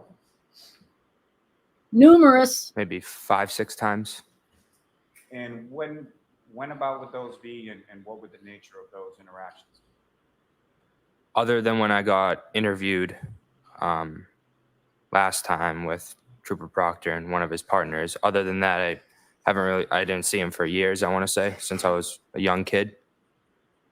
And when you were a young kid, just so we're clear, as far as young, how young is that?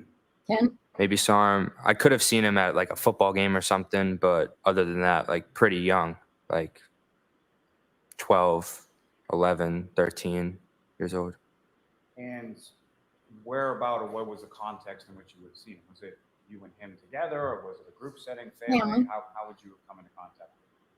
We've been over the grandmother's house a couple of times, but that's pretty much the only time I would see him. Now, as far as the Soothing photograph that you were motions. shown, as far as a wedding was concerned, you were Rubbing there his in that hand wedding? on his Correct. thigh. And that was over 10 years ago, you said? Yes. But how old would you have been in that particular photograph or in that particular wedding? If I had to guess, 8 or 9, maybe around there. Do you have any independent memory of that wedding or anything about that wedding? None. It doesn't matter. Damage is done, sir. Nobody's believing anything he's saying now. As far as your family being close, again, sort of the Proctor family as an entity, is your family close with all of the Proctors, or is your family close with Courtney Proctor, or is your family close with Michael Proctor? Mostly just like my aunt and my mom's friendly with Courtney, I'd say. Not really close with Michael.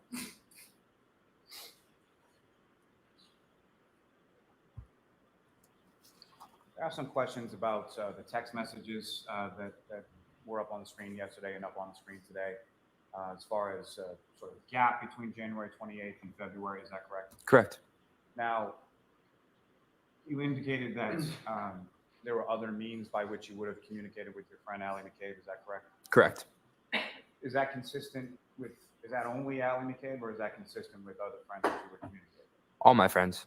You would sort of switch between call, text, Snapchat, other apps, things like that. Exactly. Yeah, right. And the top We of that screen believe was, this group? the text messages regarding picking you up from 34 Fairview on January 28th or 29th, correct? Correct. Do you have any idea when the last time was? Text before that? Was it days, weeks? No, he doesn't remember. Not sure. That period sort of Thank you. that period of sort of January 28th until February, is that, how would you characterize that? Is that a normal gap between times that you would have text communications with Allie McCabe? On iMessage, yeah, I would say so. Yeah. And I from wouldn't. the photographs that you were shown yesterday during your direct examination when I was asking you questions, those were photographs from February 11th of 2022, correct? Correct. And Ms. McCabe was present at the house for your cousin Jack coming home from the Marine Corps as well? Correct. So you saw her on February 11th, correct? Yes. Now, the other photographs that you were shown today at some sort of bar or establishment, were those taken before or after the time at your uncle's house when cousin Jack came home from the Marines? After. And after by days, weeks? Blanket stuff. Weeks. It's my comfort. Now, with regard to questions you were asked about injuries to your hands, those are two separate incidents, one in February when you slipped on ice, is that correct? Correct. And one in July when you had struck a heavy bag. You go correct? like this Correct. to catch yourself. When You struck a don't heavy go bag like and got this. sort of injuries on your hands, were you wearing anything on your hand when you hit the heavy bag? Nothing. Nope. Have you received any sort of training in boxing, taking classes, anything like that? Never. It's something you do as part of your workout, correct? Correct. You're an athlete, correct? I'd like to say so, yeah. You played sports in high school, correct? Yeah. And at least at the beginning of college, you played sports in college, correct? Correct. Now, you were asked about things He's a about big that man, you know. February 26th photo at Fenway Johnny's, is that where it was? Correct. And you were asked about control over the photograph, correct? Say that again? You were asked different questions about your control over what you could do or alter with respect to the photograph, correct? Yes, correct. Ultimately, though, you were in control about whether or not you were photographed, correct? Yes. Nobody forced you to go up and pose with your friends or anything like that. Nope. So that makes a difference.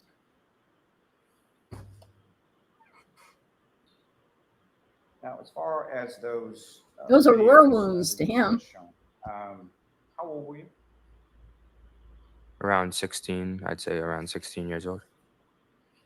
So you believe it was sometime in your sophomore year of high school?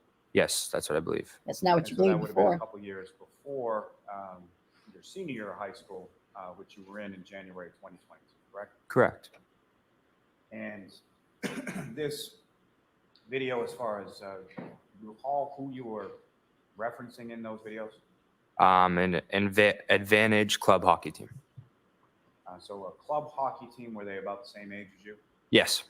And did you know any of those people? Nope. And were they the club hockey team, was that within the same town as you were? I'm not sure. Did you play hockey Nope. at any point in time in high school? Never. And was this just you sending them videos, or was this some sort of argument or something going back and forth? It was an argument going back and forth. So what, if anything, did you or any of your friends receive in regard to from that club hockey team? We received texts like being name called, like calling pussies and words like that. So do you recall which came first as far as the text? Or I do not recall. but similar, the text message that you received from this club hockey team, were they similar? Did in they nature start to it the video? first? Correct.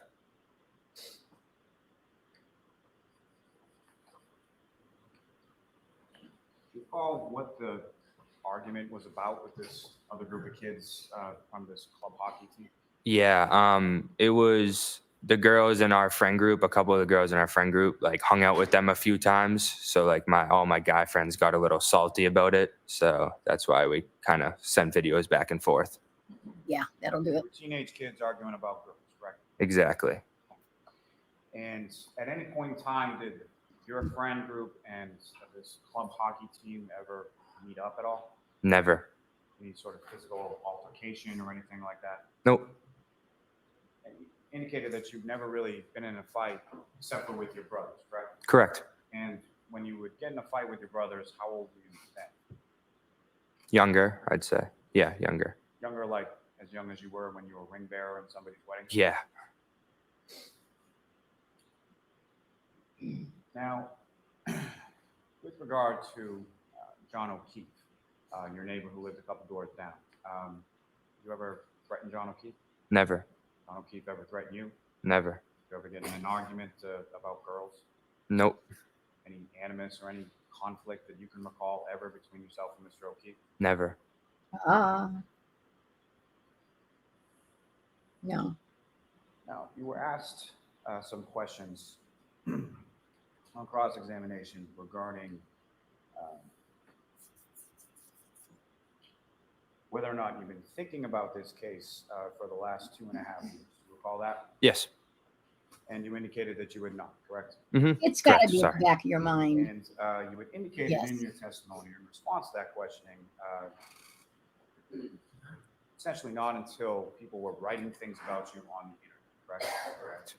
you expound upon that? Can you explain to the jury sort of when that occurred and what were the things that were being written about you on the I'd say about a little over a year. It started when people on Twitter, Instagram, social media were just coming at my family, calling us murderers, harassing us, showing up to our doorsteps, our sports games.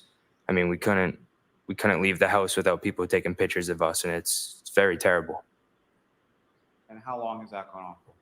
The past year and change, a couple months. Past year and a couple months, I'd say. To be clear, that night that you were at I thought we couldn't bring this your up. uncle's house, January 28th and 29th. At any point in time, did you see John O'Keefe at that house, come into that house, around that house? At any point in time did you there? Never.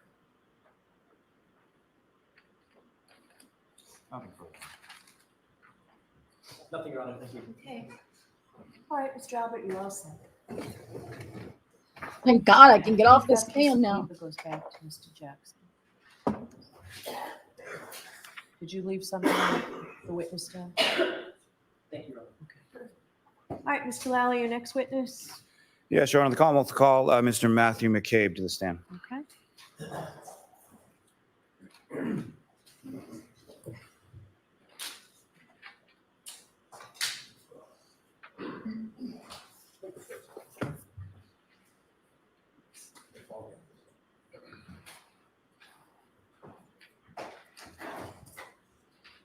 Step right up.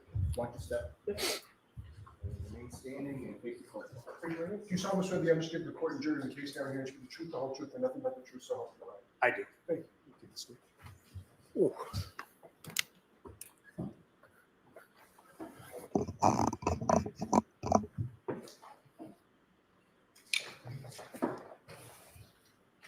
All right, Mr. Lally, whenever you're ready. Your Honor. Good morning, sir. Good morning. Good morning. Would you please state your name and spell your last name? Matthew McCabe, McCabe. And where do you live, sir? Canton, Massachusetts. And how long have you lived in Canton? I'll be 20 years this coming June. And during the time that you have lived in Canton, have you lived at the same place or have you lived at different places? Different places. So where do you live currently? How long have you lived there? Currently, I will be 10 years this June. And where did you live prior to that? Prior to that, you want the physical address? Yes. 15 Sutcliffe Ave. I was there for 10 years as well. And with respect to both locations, who, if anyone, do you live with? I live with my wife and my 4 daughters. And what is your wife's name? Jennifer, And how long have you and Jennifer McCabe been married? 2022, so 23 years in August. And you have 4 daughters, is that right? That's correct. And how old are you? I'm 49. I'm sorry. Oh, my daughters? That's okay. Your daughters, how old are your daughters? 20, 18, 16, and 15. And your oldest daughter is Allie McCabe, is that right? Yes, that's correct. And do you work, sir? Yes, I do. What do you do for work? I work for a information technology solutions firm. And how long have you been doing that? 2009. So I think I'm coming on 15 years. And does your wife work? No. What does your wife do? Stay at home, raises the kids. Homemaker. If I could turn your attention to January 28th into January 29th of 2022. Do you recall those days? Yes, I do. Recall what days of the week? Friday into Saturday. And did you work that day on the Friday? Yes, I did. And at that point, do you recall, were you working in an office or remotely? I don't recall if that specific day I was in the office. Sometimes I'd go in, sometimes I'd work from home. So I don't recall if I actually was physically in the office. Sometimes I'll go in for a few hours. So I don't recall exactly if I was home or in the office that day.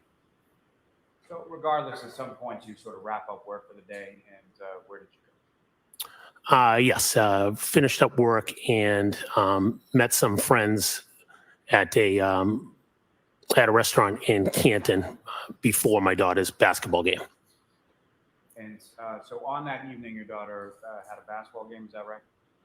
Yes, that's correct. And who did she play for at that time? She played for Canton High School. Is that the varsity game? Yes. And which of your daughters, as far as age is concerned, which of your daughters was playing basketball for Canton High School at that time? That would be my second oldest, who's I'm sorry, go ahead. my second oldest. And so you, after work, had met some other people at an establishment in Canton, is that right? Yes, that's correct. Where did you go? The establishment was called the Canton Junction Pub or Canton Junction. I don't know the full name, but Canton just went by the Junction. And who, if anyone, did you meet there, just in general? Handful of folks that play whose daughters play basketball on the same team with my daughter. So just sort of a group of parents who had kids on the basketball team? Yes, that's correct. And was your wife Jennifer there with you at that time as well? Yes, that's correct. And about how long were you at the Junction?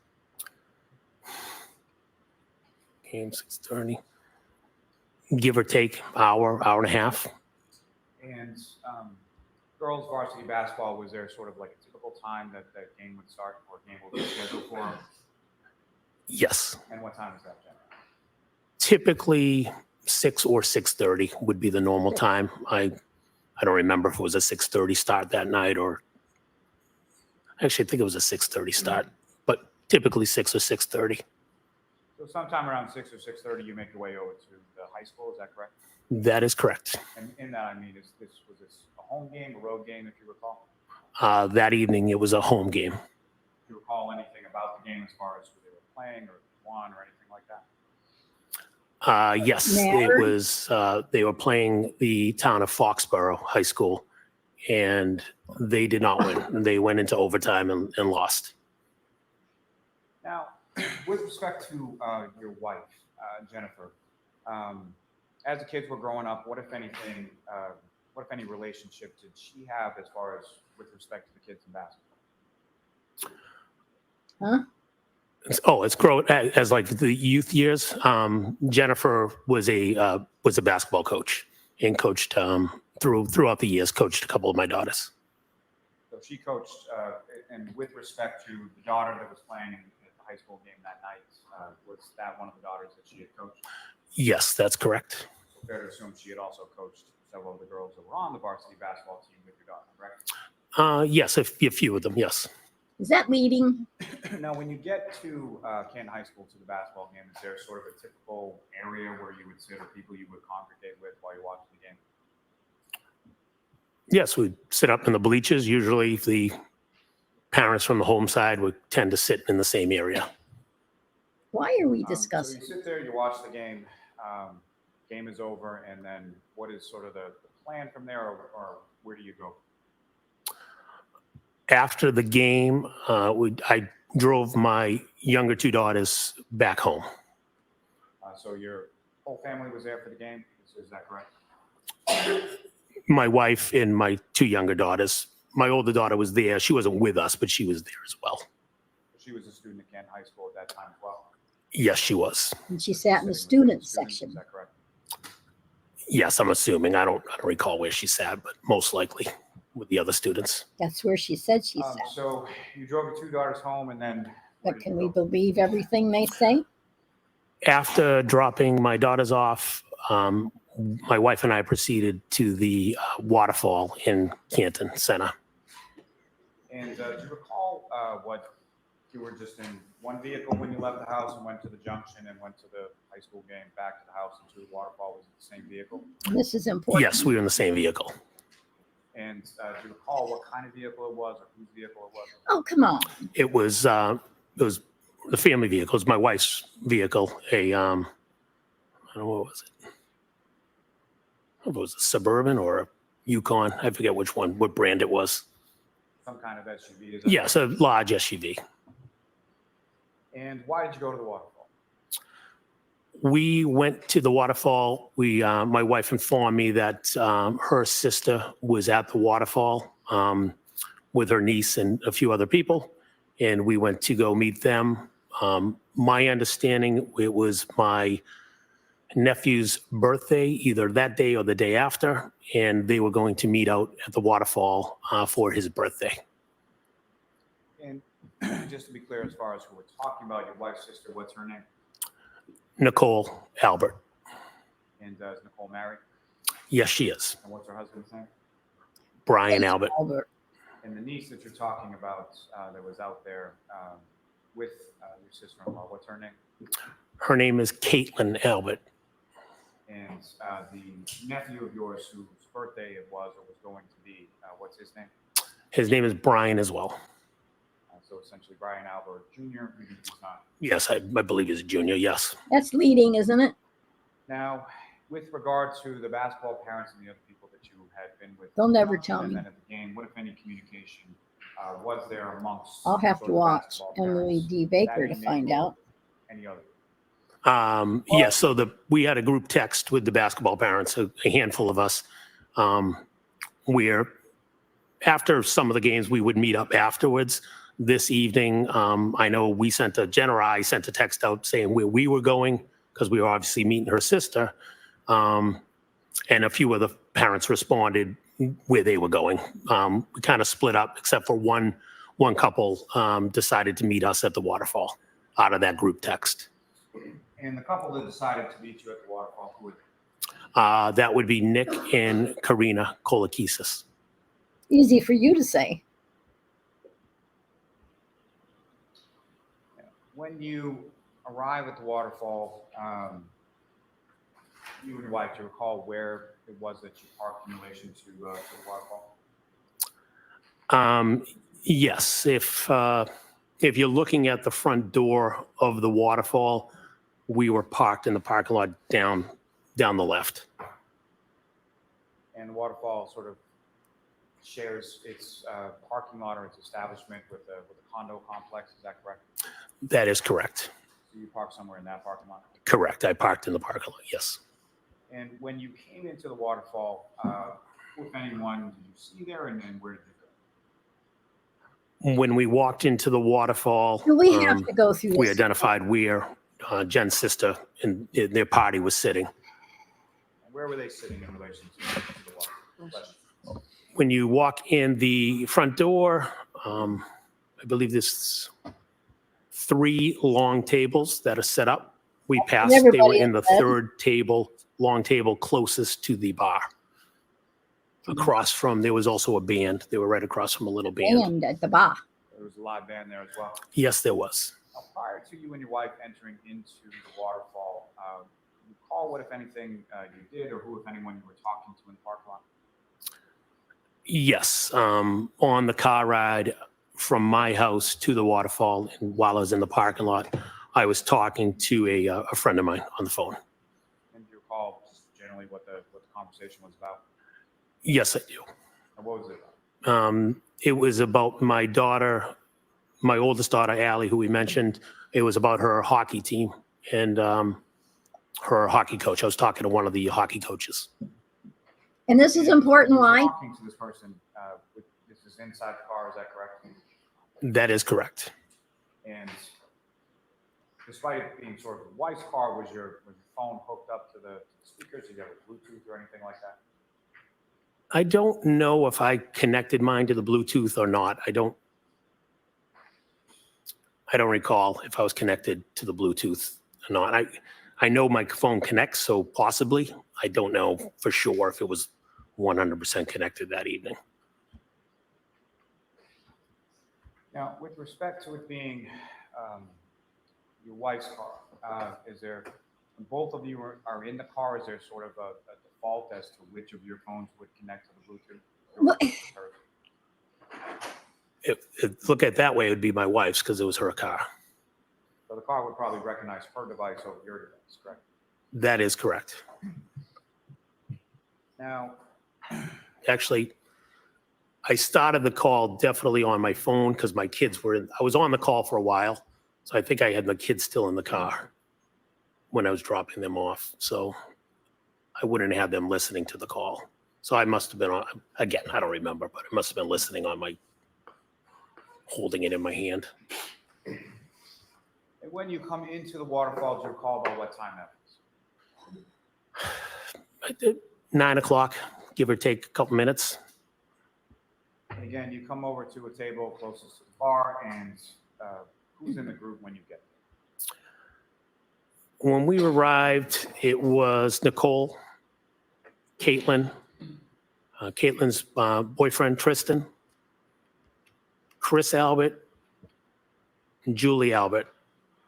We were also joined by Nick Kolakisis, who I mentioned. I just don't remember if Nick was already in or if Nick walked in right after me, but Nick and I, we got there similar times. I just don't know if he was already sitting in the bar or standing there when I walked in, or if he came in right after. Oh, and Jen, obviously. And to be clear, people that were with you at this high top table in this sort of group, either them that you're talking about or throughout the course of the evening, these were people that were either sort of family or friends of yours or your wife's? Oh, yes, that's correct. Yeah, family and friends, correct. And so whether or not you and Mr. Kolakitis came in at the same time or slightly staggered, at some point he came in as well, correct? Yes, that's correct. And with respect, obviously you were out and you were at a bar, correct? Yes. No. And from what you recall, you were drinking and most, if not all, of the other people were drinking as well? Yes, yeah, everybody at the table, to my recollection, was drinking. And do you recall specifically what you were drinking on that night? I do. Does it matter? I was drinking vodka with water and a splash of Crystal Light. And is that something that you would normally drink? No, And why were you drinking that on that? I was in a diet competition with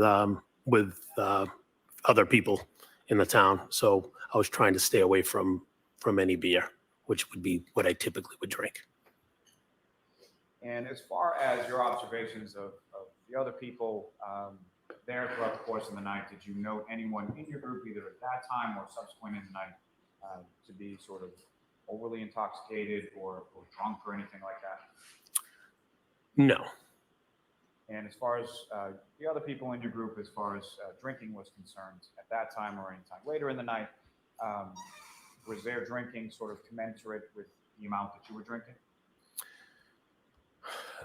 I wasn't paying attention to see who was drinking, how much they were drinking. You know, Well, I don't know. I don't even know how many I had. Maybe at least 3, maybe 5. You know, I don't know for sure. You know, but give or take something there. But again, I wasn't paying attention to see if anybody was drinking faster than somebody else or et cetera. And in that sense, sort of how long were you at the waterfall? Got there at 9 and left a little after 12. So a little over 3 hours. So roughly 9 o'clock to about midnight or so, correct? Yes, a little. I recall leaving a little after midnight. Correct.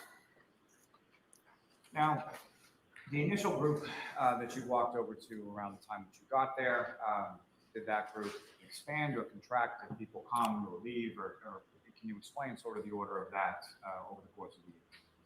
Yes. Shortly after we settled in, Nick's wife showed up. Could have been 15, 20 minutes. I don't remember the exact time, but Nick's wife, Karina, came. And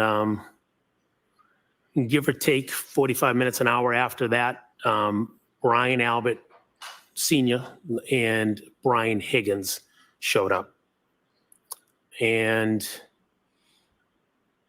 around 11-ish, give or take, I don't know the exact time, Karen Reed and John O'Keefe showed up as well.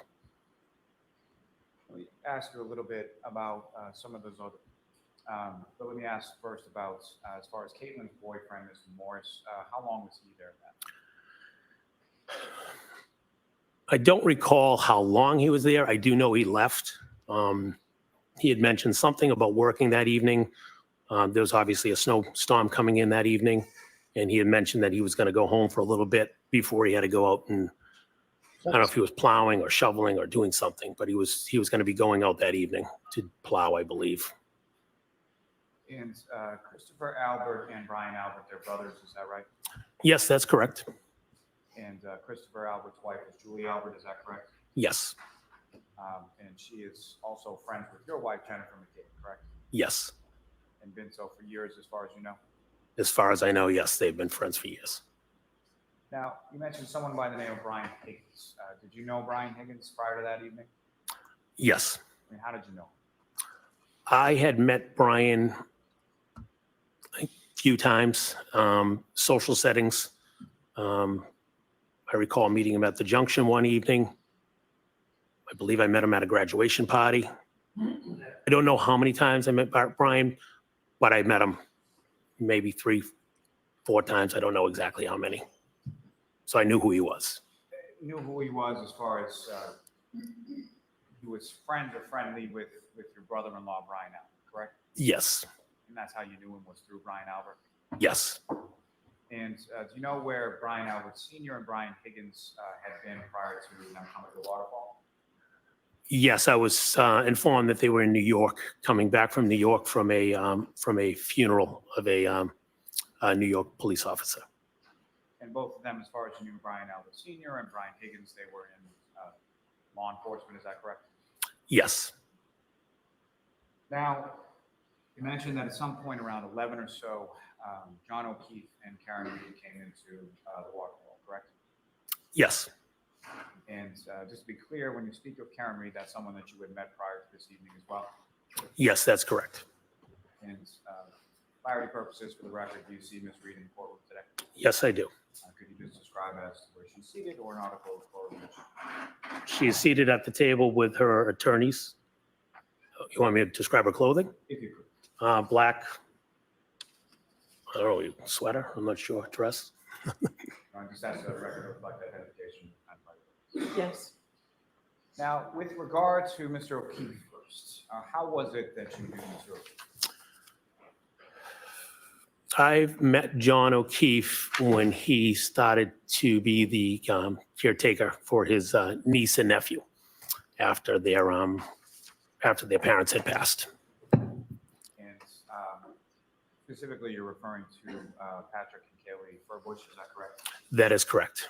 So their mother and father tragically passed away, and Mr. O'Keefe then became their guardian, correct? That is correct.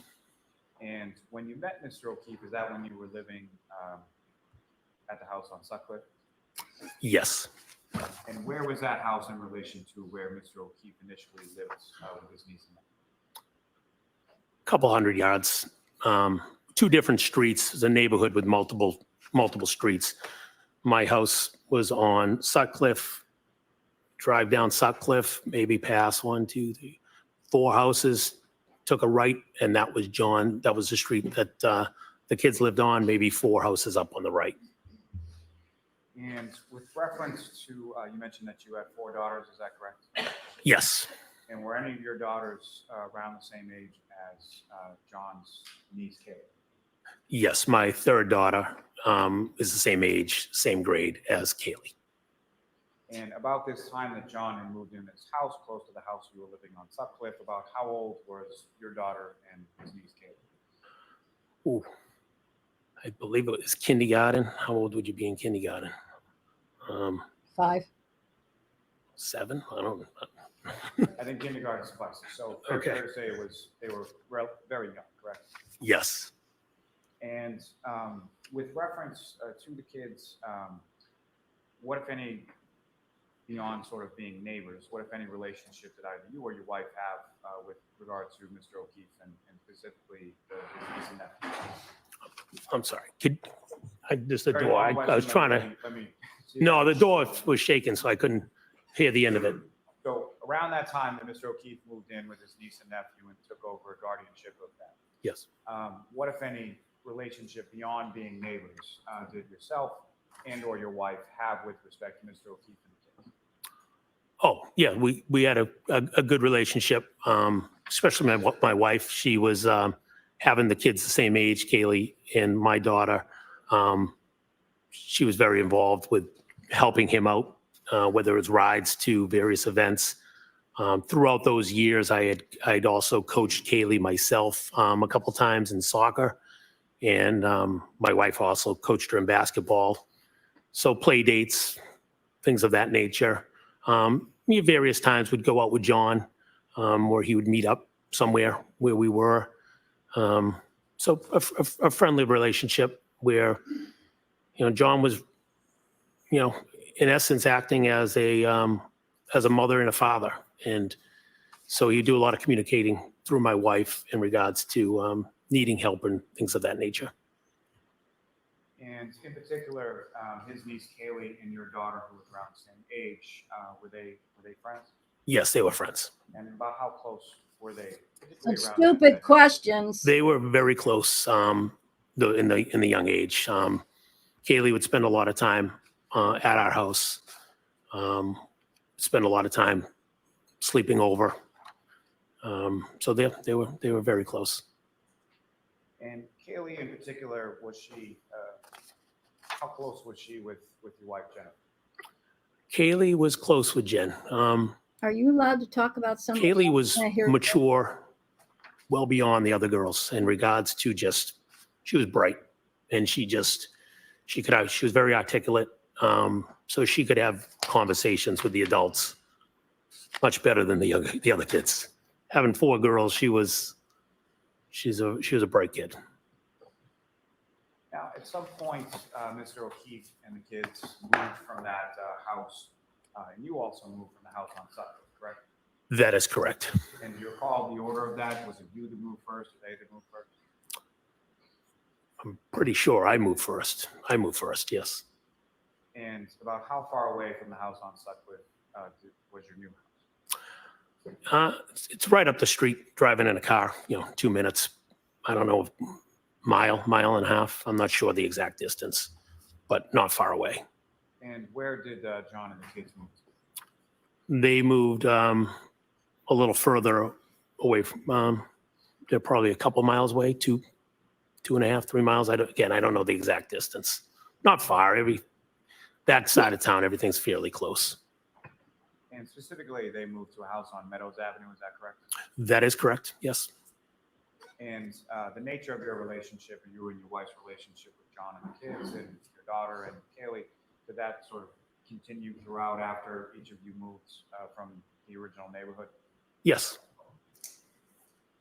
Now, with respect to the defendant, Ms. Reed, when was it that you first met her? It's COVID 2020. We met her summertime of, I think it was the COVID year. I think it was 2020 summer. Can you recall the circumstances of that or how you came to meet her at that time? Yes, I do. And could you explain to the jury what were the circumstances? Where did you meet her? John had reached out to my wife, Jen. It was on a Saturday. I don't know if they connected that Saturday or the Friday, but they connected. John asked if he could come by the house with the kids. We have a pool, so he wanted to come by with the kids swimming and wanted to introduce Karen to us. Specifically wanted to introduce Karen to my wife, Jen. You know why that was? Yes, because they were dating, and he informed my wife that Karen had MS, and my wife has MS.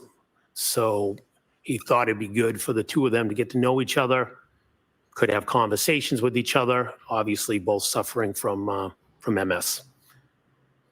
How long has your wife suffered from MS?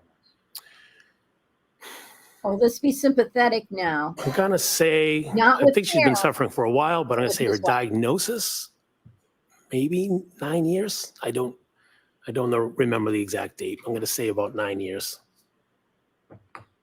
And so Mr. O'Keefe, Ms. Reed, the defendant, and the 2 children came over the house that day, is that correct? Yes, that's correct. And about how often did you see Ms. Reed from that summer of 2020 until about the time of January 2022? I would see her. There was a couple other times that that John and Karen came by the house with the kids, and also see her at sporting events, whether it was soccer, whether it was basketball. Would see her at events, whether it's practices, picking somebody up. I would see Karen around. And as far as you knew, or what, if anything, let me ask you this. As far as your relationship with Mr. O'Keefe, is someone he was dating or what was going on with someone he was dating's relationship, is that the kind of thing that the 2 of you would discuss? You're asking John and I if he would. No, John and I don't recall ever having any conversations about his relationships with me directly. And that applies to the defendant, Ms. Reed, and it applies to any other relationship you had while you were friends, correct? Correct. Now, turning your attention back to the waterfall on the evening of the 28th, when Mr. O'Keefe and the defendant come in, where is it that they went in relation to the group at the high top on the first? They came in and immediately made contact with us, walked right over to our table. And when they came over to the table, what if anything happened when they came over to the table? Shaking hands, hugging. How you guys doing? Good to see you. Typical meet and greet when you see somebody that you're friends with. And if you recall, was there a particular sort of side of the table, or where were you situated in relation to the table, and who, if anyone, was situated around? Yes, if I was to be looking at the table, long table, I spent most of the time at the end of the table, kind of in the corner on the right side. Nick Kolakisis was right next to me. There was a wall. It's kind of thin. The table ends. There's a little space, and there's a wall right behind you. Nick was there. I was there. Jen, Karina were on this side most of the time. Brian and Brian were on the opposite side of the table, my recollection. I mean, there was obviously some movement around, but I spent most of the time, again, if the table's coming across, standing on the end. I did sit down for a little bit, if I recall, but definitely on the edge of the long table. Is it fair to say that Kolakisis didn't really know anybody at the table besides yourself and your wife? Fair to say. They obviously knew who John was. They have a daughter as well, the same age as Kaylee. I don't know if they hung out with them, but fair to say that obviously it was my family and was there, Jen's family. So yes, I'd say in general, correct. Sirens. Oh, you get water.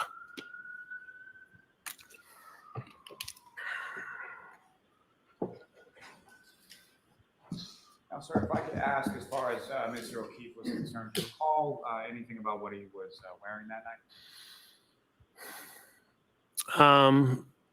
I recall a baseball cap, and he tends to brim it over a little bit, and shirt and jeans. I don't know exactly what he was wearing. Do you recall seeing him at any point in time with any kind of winter coat or heavy coat or anything like that? Not that I recall. If he had one on, he had one on. I don't recall it. And as far as his person, his features, what you could see, what, if any, injuries did you observe on him at that time? I did not see any injuries. And do you recall what John was drinking that night? I believe he was drinking Bud Light beer. Is that pretty typical for him? Majority of times I saw John, yes, he was drinking Bud Light. I do recall when he came to my house for that first meet, he was drinking Bud Light Limes, which I thought was interesting, but it was at a pool. And maybe it was a summer drink for him. I'm not sure. Fair enough. I think I gave him a hard time. Now, with reference to Miss Reed that night, what, if anything, did you observe her to be drinking or how? She was drinking a clear liquid. I just assumed it was a vodka soda or vodka something. And as far as the absent the Crystal Light, which I'll leave that alone for now, but absent the Crystal Light, was it similar to the drink that you were having that night? Yes, could have been vodka water. Exactly, I don't know. Now, do you know where the two of them, being Mr. O'Keefe and the defendant, do you know where they had come from prior to coming into the waterfall? John had said they were came over from across the street from CF McCarthy's. McCarthy's. I can't do it on my own, but I could play Now, mimic. let me ask you, as far as you were going to the waterfall, or your understanding was that it was your nephew, Brian Albert Jr.'s birthday, correct? Yes. And was he at the waterfall any time that you were there? No. And at some point, did you learn where he was? He stayed Yes, home. I learned he was still home. And was there any conversation, or do you know why he was still home? My understanding is I thought we were waiting for him. He never showed up. My understanding was he chose to stay home. I had a couple friends over the house. Now, from the time that you were in the waterfall, how would you describe sort of the mood or the demeanor of sort of the group at large? Everybody was just having a good time, hanging out, socializing, talking. As I said, there was a live band playing for a little bit, and That's all. just a normal evening. That's all. And as far as the defendant and Mr. O'Keefe were concerned, from what you could see or your observations, was there any sort of fighting or arguing or anything like that that you observed between the two of them over the course of the evening at the waterfall? You need to wait. No, I did not.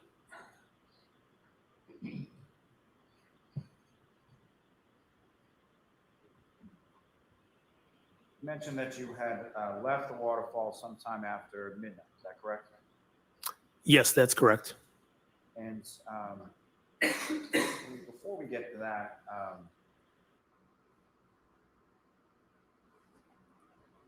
Doggy needs to go outside. It's raining out, so she came back in pretty quick. So here you go.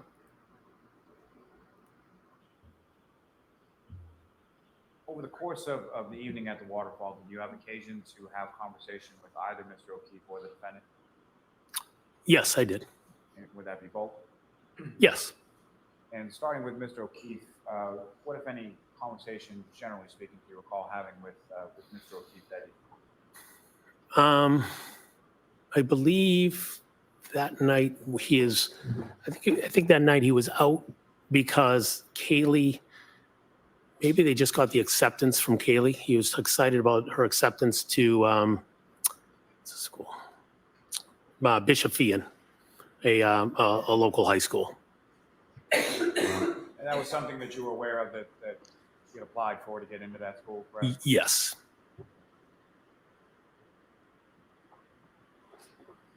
And with respect to Ms. Reed, what, if any, conversations you recall in regard to her? Normal conversation. She, hi, how you doing? Good to see you. She made a reference to myself asking how Jen and I do it. And I said, she was talking about with the 4 girls. How do we do it? How do you raise the 4 girls? You guys look happy. And I actually joked to her. I said, well, we're at a bar. Considering, it's obviously any marriage will tell you have your ups and downs. But brief, conversational, nothing of any substance. Just good to see you. Now, this time that you're talking about, that you're Small leaving talk. shortly after midnight, is that around the time that sort of the bar was winding down for the evening? Yes. And the band that had been playing before, were they still playing, or had they? No, they had stopped earlier, before 12. I don't remember the exact time, but they definitely stopped earlier. There were some people there, but our table was definitely the last table. to wrap it up. Well, some people left before me, but the band was packing up packing up all their equipment. And so in that vein, if you recall, can you tell the jury sort of the order of people from your group and when they left and things of that? Yes. So Brian Albert, Brian Higgins, and Nicole were packed up, leaving before us. Then my wife, Karen, Karina, John and Chris, they started leaving before us. I think John was delayed, but they walked out, and Nick and I were the last two at the table. I recall us picking up some of the empty glasses and beer bottles, and because I said the bar was right behind us, so I recall picking up the glasses and some of the bottles and bring them to the bar, as well as a couple of the members of the band were sitting on the edge of the bar, and just some brief conversation with them. Good job, guys coming back, things of that nature. And then Nick and I walked out. Now, over the course of the evening at the waterfall, while you were there, what, if any, conversation was had amongst the group in regard to any plans or where to next, or where people were going afterward? Yes. As mentioned, thought we were going to meet my nephew. He didn't come out. We found out he had a few friends at the house. When Brian and Nicole were leaving, they had mentioned that Brian was at the house with a couple friends, and we were welcome to come back and have a celebratory drink for his birthday. So he had extended an invite to the table, like, hey, who's ever around wants to come back, you're welcome.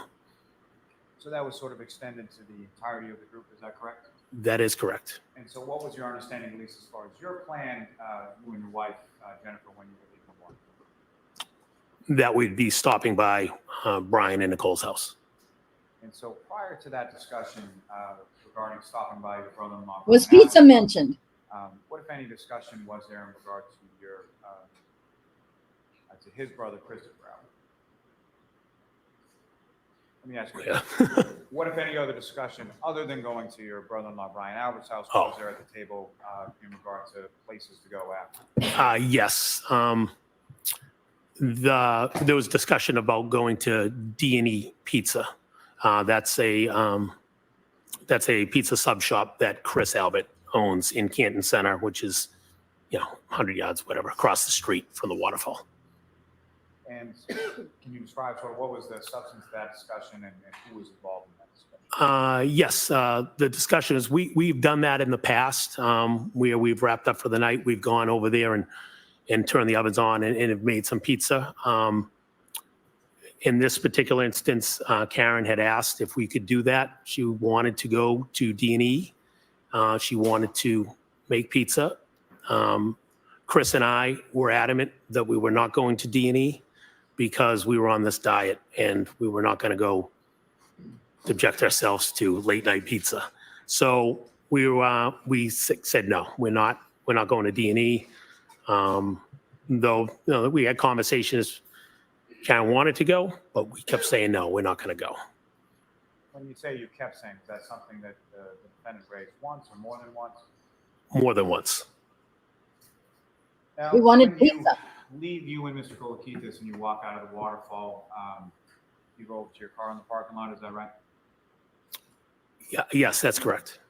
And again, No, it moved on its own down the street. Right? Yes.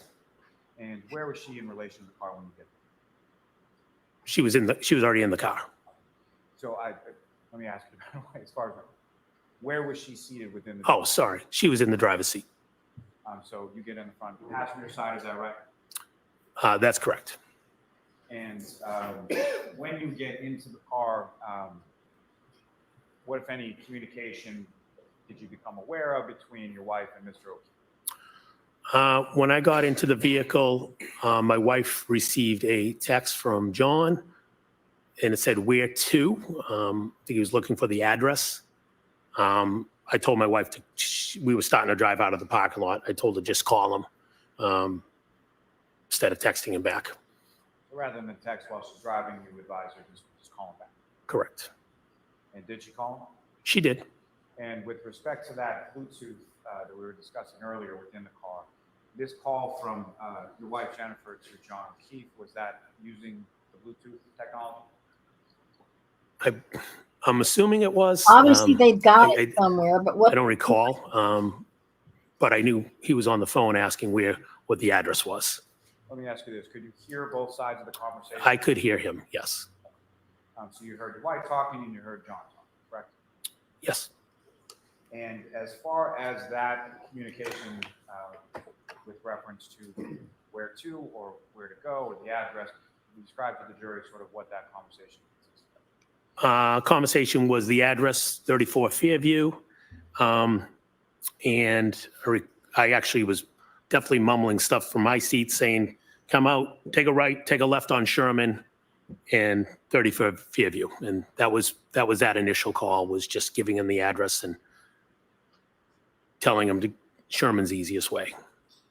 And so when you say that initial call, was there a subsequent call while you were still en route to 34 Fairview?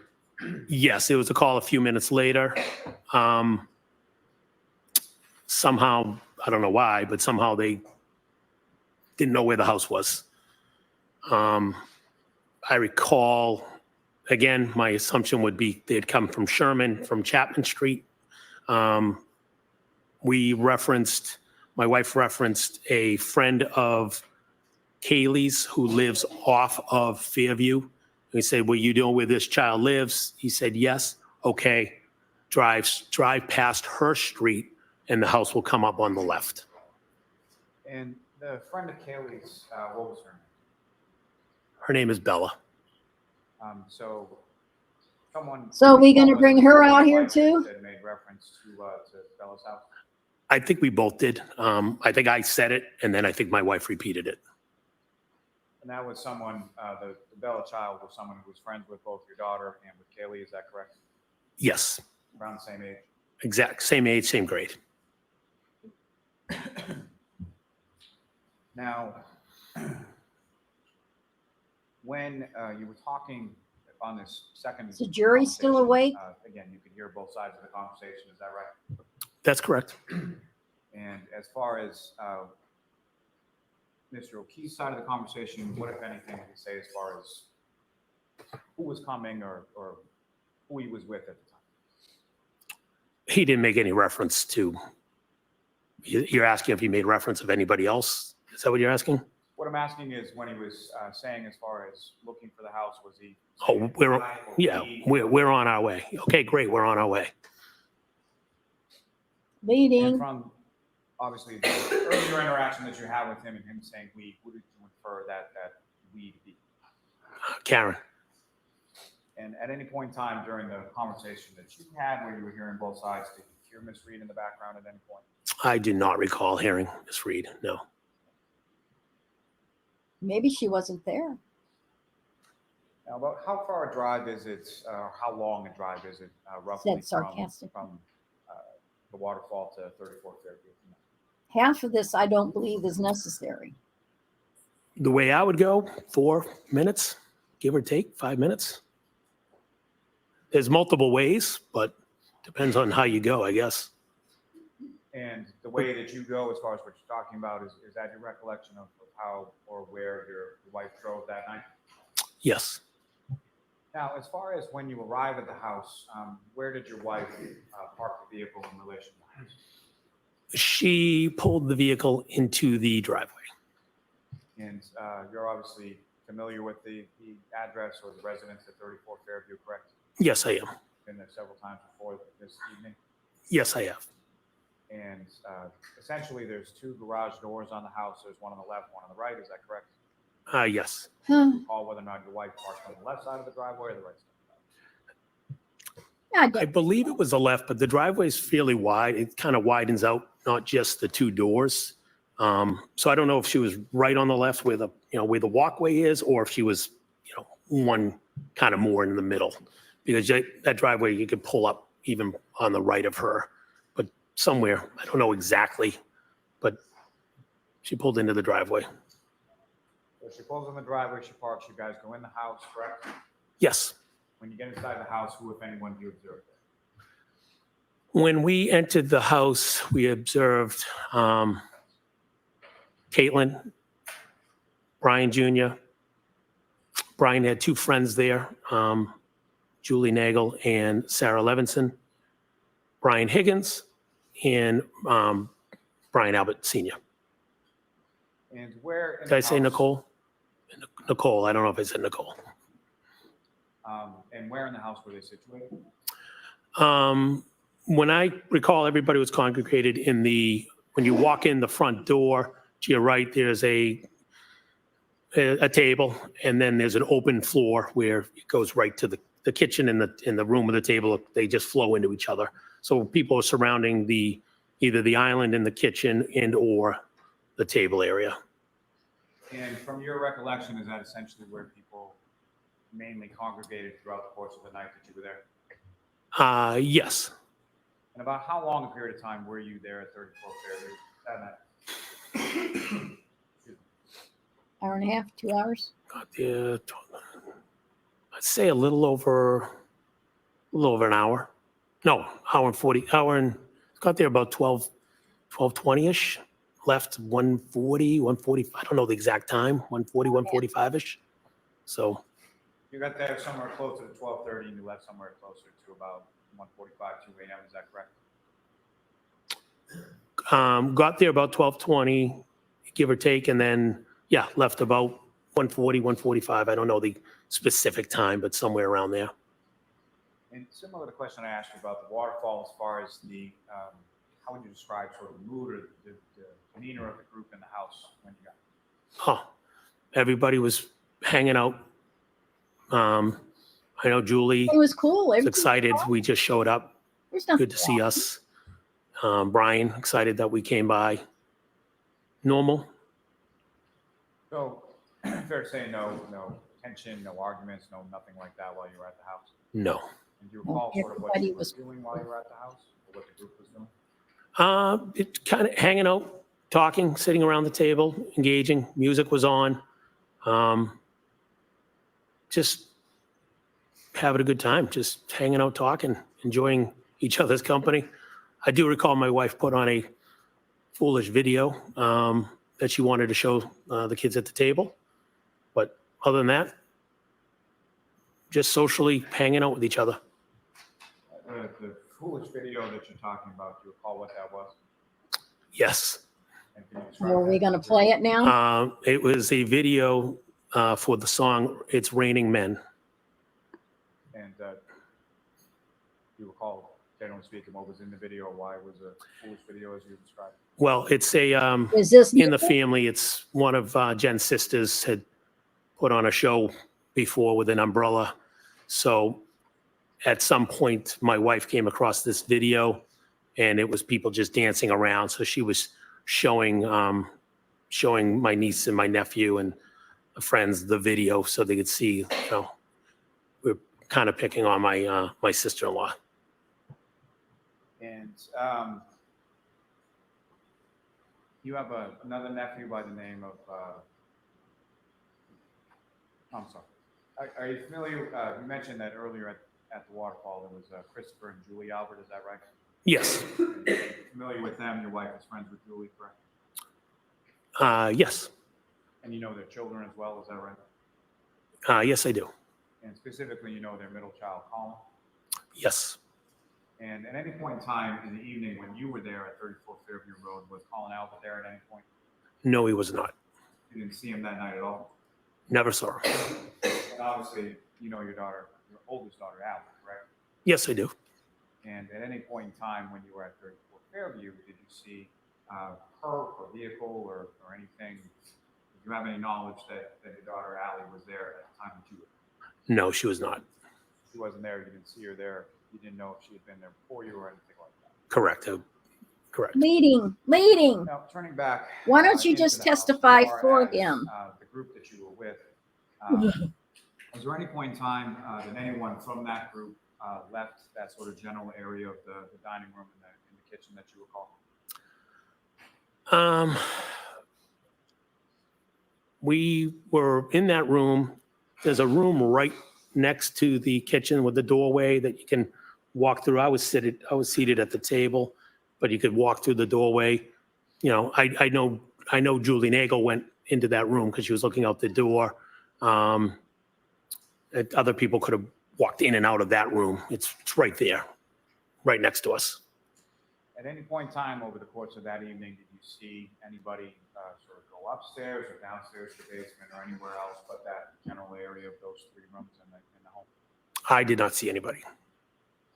Now, at some point, you mentioned that Julie Nagel was looking outside for something. Is that correct? Yes, that is correct. She's How looking out for her long brother. was that in reference to after you arrived and then when that happened? Again, I don't know the exact time. I'm going to say could have been 3 minutes, could have been 5 minutes, somewhere in that vicinity. We arrived, said hello, good to see everybody. And shortly after, she had mentioned that her brother was there to pick her up. Now, as far as the Levinson and Miss Nagel, they were friends of your nephew, Brian Albert Jr., is that right? That's correct. And did you know them at all at that time, you know, when you arrived there on the 28th? Miss Levinson, I did not know. First time I met her. I definitely had met Julie before. She had, Brian and her hang out. So I definitely met her. I think she's been to I don't know if it was previous to this or after this, but Julie has, helped my nephew Brian, when we go on vacation. We have a dog, and Brian would usually be the go-to to, let the dog out, et cetera. And I know Julie has helped him. I just don't know if that was previous to that or after. But I definitely met Julie before, yes. You had met her before, but essentially met her as a friend of your nephew's, correct? Yes. Not someone that you knew particularly well. Again, leading. Correct. Didn't know her well. Why don't you just So testify? after about 3 to 5 minutes or so after you arrived, you observed Miss Nagel looking outside, correct? Yes, she was going out the door, correct. And do you know why she was going out the door? Her brother. She said her brother was there to pick her up, but she didn't want to leave. And at any point in time, did either yourself or your wife extend an offer to either Ms. Nagel or Leading. or both in regard to getting home? Yes. My wife informed them that if they wanted to stay because we just got there, we would be more than willing to drive them home. And fair to say at this point in time, you didn't even know where Ms. Levinson or Ms. Nagel lived, is that correct? No idea. You didn't really know what you signed up for as far as traveling home, is that correct? Oh, Canton's not that big of a town, so I wasn't too scared. But yeah, I didn't know exactly where they live. I knew they were from Canton.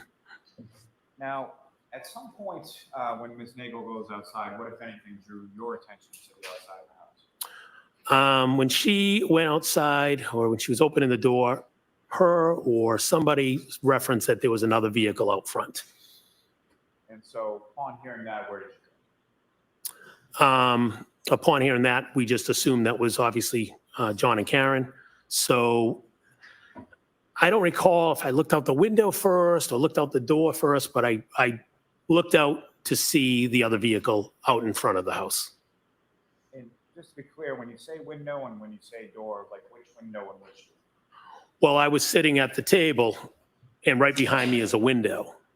Or if I stood up and took 5 steps, there's the front door of the house. So again, In addition to sort of the regular front door, is there like a storm door or something that you would have been able to see through? Is that? that would be the front door, I would call the storm door. That yes, I could see out the front. There's another door.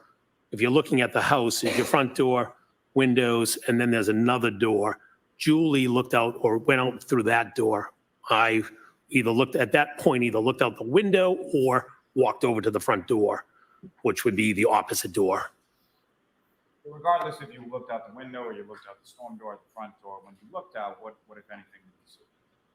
I noticed the big SUV parked in front of the house. And do you know what color the SUV was? At the time, it was dark. I didn't know if it was a black SUV, a dark green, a dark blue, but it was a dark SUV.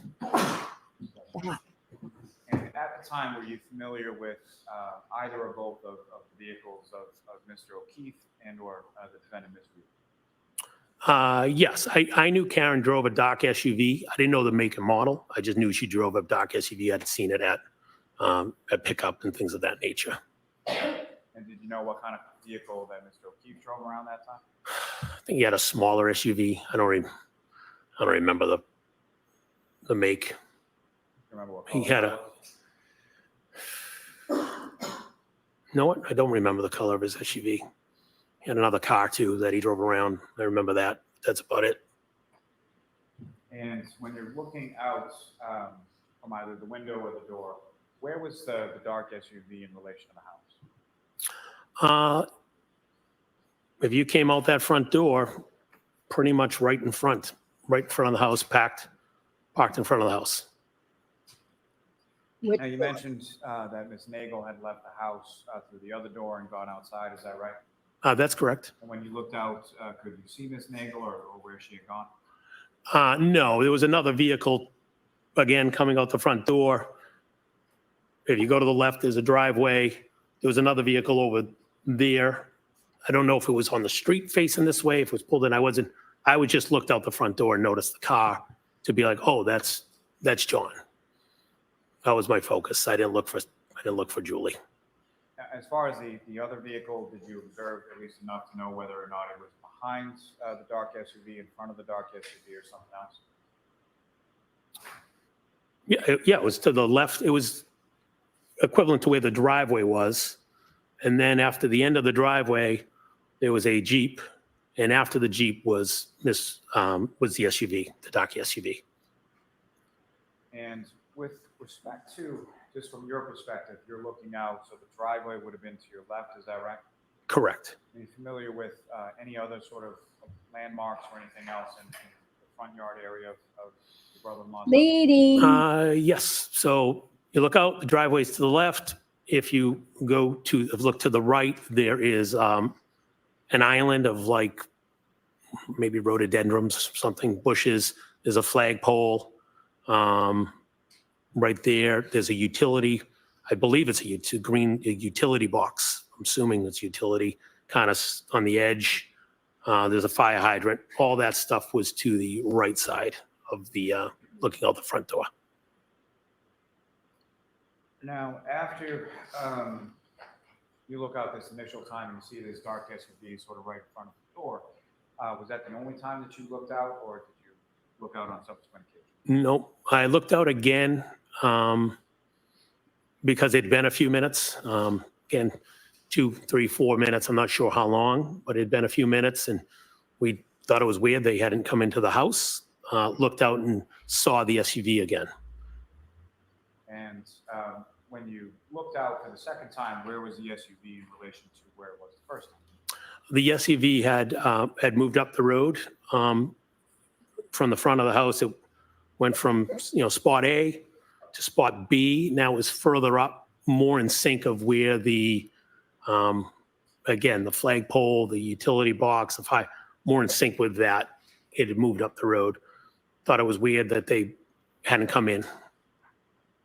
Now, as far as the times that you're looking out, did you happen to make any note of sort of, let me ask you this, taking you back to the waterfall just for a second. When you were driving, or your wife was driving from the waterfall to 34 Fairview, what, if anything, did you observe as far as what was the weather? The snow had started to fall. And at that initial time that you're going from the waterfall to Fairview Roads, was it sticking to the pavement or anything at that point? I believe there was a dusting. It was definitely falling. I don't think it was on like the main roads, but definitely a dusting of snow was falling. Correct. And from that time after you arrived at the house and shortly thereafter, when you observed this dark SUV out in front of the house, had that changed at all as far as the accumulation or sticking to the pavement, roadway, grass, anything like that you saw? Yes. At some point, at least on their road in their grass, you could see the snow had started to accumulate. It definitely was sticking on that road. Now, you observe it initially in front of the door, then about 3 or 4 minutes later, you observe it further up towards the flag, correct? That's correct. Yes. And each of these times, you're not just standing at the door or standing at the window, staring out the entire time, correct? No, just looking out, being like, what the hell are they doing? And going back to my seat. And at other than those 2 times that you've already testified about, was there any subsequent times after that? Yes, I definitely looked out a third time out the door. And the 3rd time that you looked out the door, where was the dark SUV in relation It's gone. to where it had been the second time? It had now proceeded further up the road, past the flagpole, past the utility box, past the fire hydrant, more in line with between the yards. I believe there's bushes and trees that separate the Alberts residence to the next residence. So it was actually past the Alberts residence and a little further up. I'd say more on the edge of the property line of the, if you're looking out of the neighbors to their right, if I'm looking out of their house.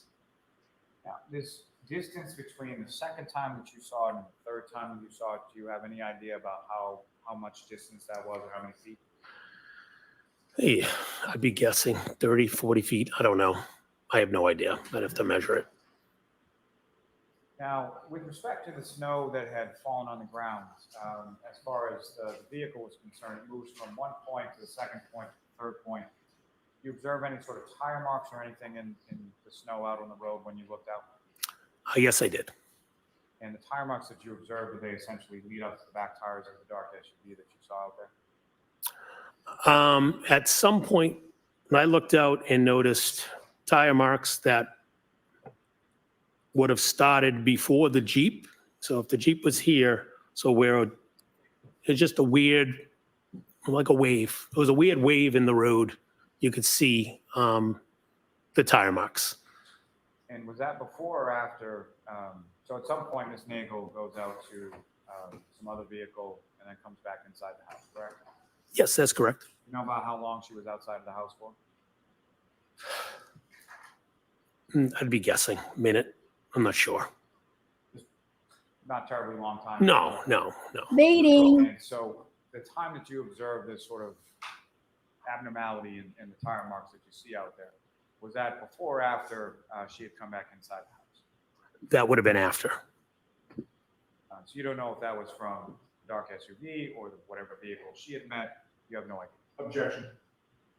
No, can you answer that? Well, the form of the question, it's sustained. Right?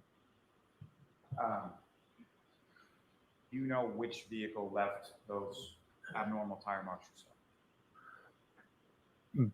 Based off of where the tire marks were, they came off the curb. My assumption was it was the SUV. I withdraw. Okay, I heard the answer. I withdraw. okay. But you don't know, correct? No, I didn't see no. And that was my next point. As far as when you saw the vehicle, as far as each of those 3 times, it was stationary each time you saw it, correct? The first 2 times, definitely stationary. The 3rd time looked stationary. If it was going a half mile per hour, I'm not sure, but it was further up the road. It looked to me it was stationary, but like I said, if for some reason it was moving, it could have been moving. But now, each time that you saw the vehicle, was it in the same sort of position with respect to the house? By that, I mean, as far as was it on the Alberts, was it on the 34 Fairview side of the road or the other side, or where was it positioned with respect to the road? yes, same position, parked parallel to the Alberts house, heading forward as if you were going to leave Fairview to head up to Chapman Street, heading away from the house. And so each time that you observed the vehicle, you were looking at sort of the passenger side of that vehicle, correct? That is correct. And at any point in time, either of these 3 occasions that you observed the vehicle, did you see anybody outside of it? I did not. Did you see any footprints around the vehicle or leading away from the vehicle or across the yard or anything like that? I did not. And were you able to see inside of the vehicle from where you were, either from the window or from the storm door or the front door? I could not, or I did not see anything inside. And further to that point, at any point in time that you observe this vehicle in front of the house, you see any sort of interior lights on inside the vehicle? Not that I noticed. Everybody Now, else said the dome light was on. you saw it at point 1, point 2, point 3. Were there any other times that you looked outside? I'm assuming I looked out because at some point the vehicle was gone. So I must have looked out one more time because there was no vehicle there anymore. And again, I don't know if I just peeked out the window and said, oh, they left. Again, we didn't know where they were. And do you know whether or not there had been any attempted communication by anyone in the house to Mr. O'Keefe at any point? Yes. And who was doing that? My wife was trying to communicate with John, letting him know that he's here. I'm going to let that stand. And at any point, do you know whether or not Mr. O'Keefe communicated back to Ms. McCabe while they were out front of the house? Objection. Do you know?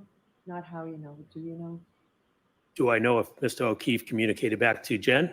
Is that the question? That's my question. No. No, she did not, or no, you don't know? Oh, no, sorry. No, she did not. Sorry. I'll strike that.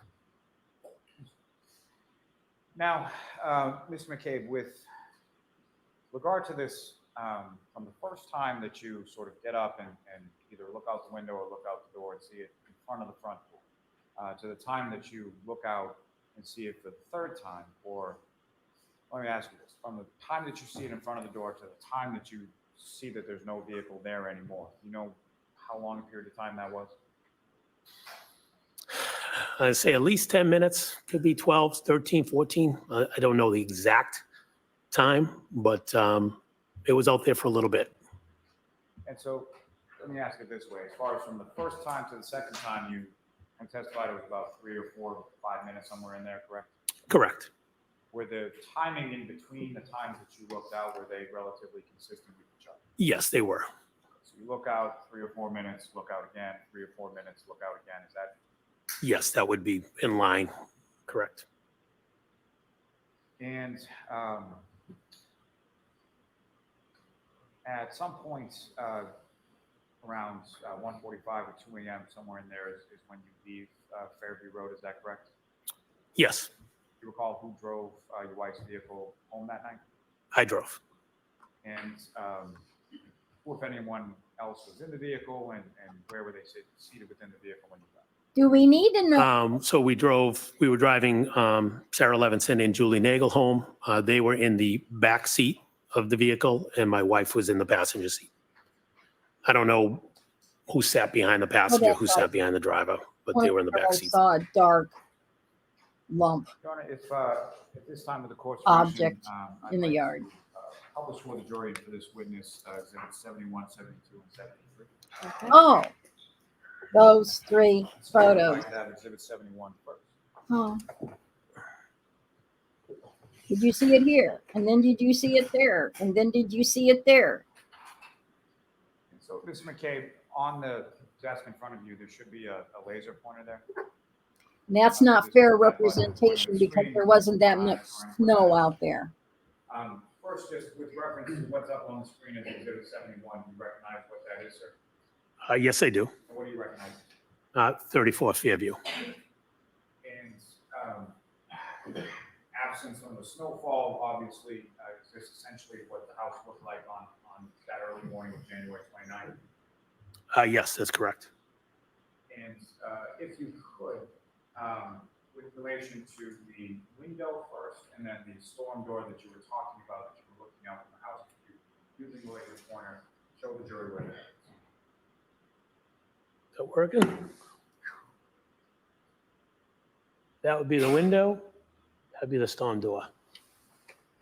So it was the with front door. respect to the first placement, the first time that you look out and see the dark SUV in front of the house, is that visible in this photograph? Wait, can you repeat that? Sorry. First time that you look out and you see the dark SUV in front of the house, is that position, is that visible in this photograph? I'd probably catch the very back end because it was There was a Jeep parked right here.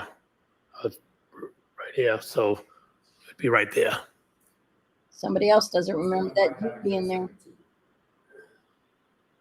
So there's a discrepancy there. What's up on the screen? Yep, It's another photograph of the residence of 34 Fairview, is that correct? yes. If you could, using that laser pointer, could you show the jury or demonstrate to the jury where that vehicle was the first time that you saw it? Say right about here. In this general area. The second positioning that you were talking about, is that visible in this photograph? His brother. No, it'd be further up the road. So Ms. Gilman, if I could have exhibit 73. Ricky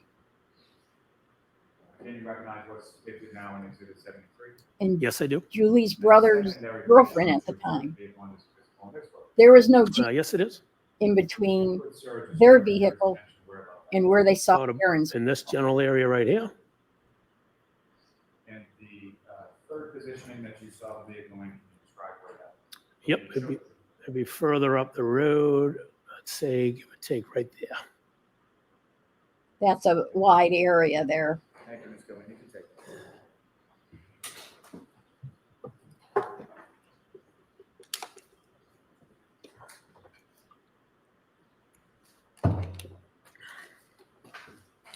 So, sir, you leave the residence of 34 Fairview. Do you recall, as far as the weather was concerned, what was the weather? What, if anything, had changed between the times that you would look out and the time that you came out to go home? The snow was starting to accumulate. So the storm was starting to pick up a bit. Is that correct? That is correct. And when you came out of the house, the vehicle was in the driveway, correct? That's correct. Yep. And again, if you could, you're driving. Who else is in the car, and where are they? I'm in the driver's seat. My wife is in the passenger seat, and Julie and Sarah are in the seats directly behind us. Do you recall who was seated where? I don't recall who was in what seat. And you back out of the driveway, and then you go. You recall where you were going or who you were dropping off first? Yes, I back out of the driveway and proceed heading up towards Chapman Street.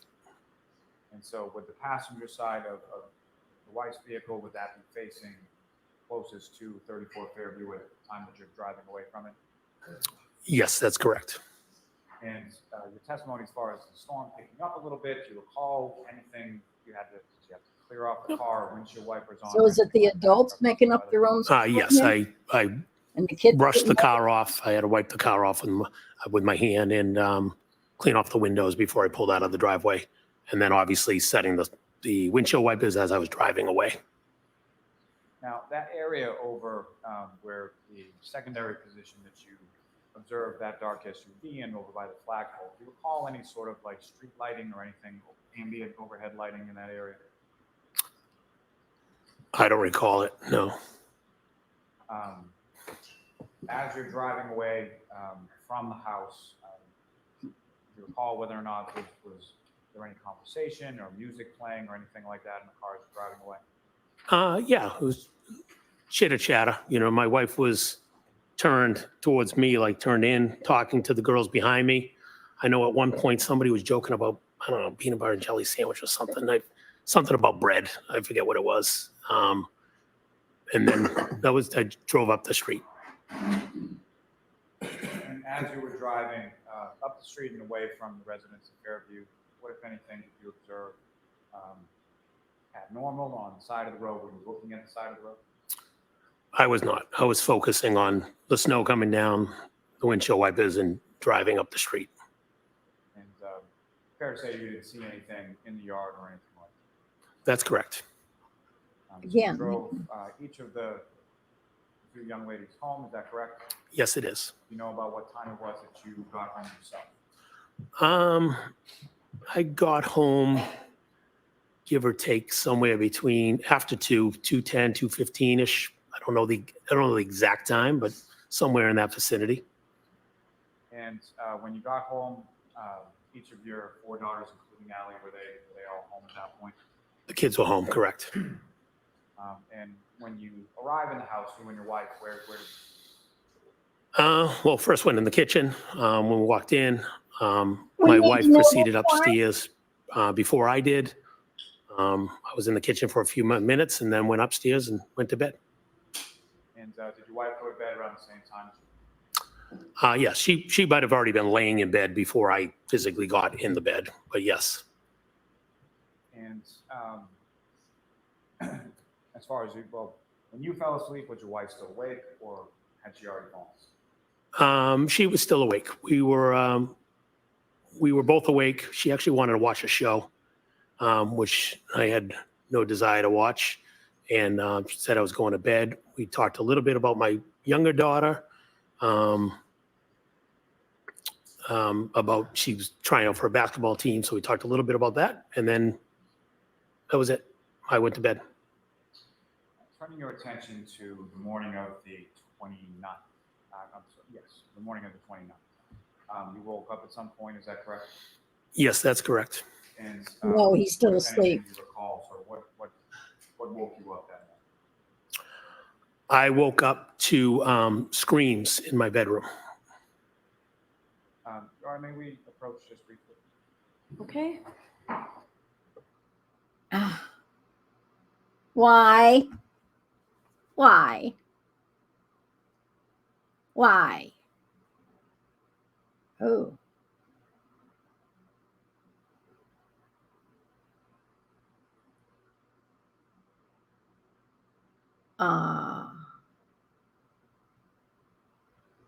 From the looks of it, they're going to go ahead and call it for the day.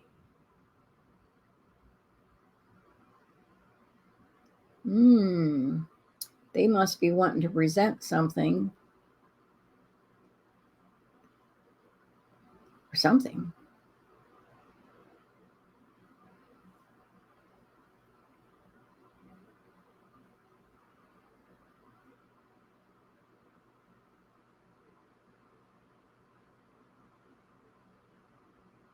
Interesting.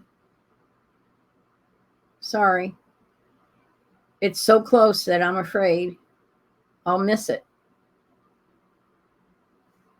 Because I don't have a delicate hand with this. So we'll just let it play out. But they're going to call it here in 3 minutes. Less than 3 minutes.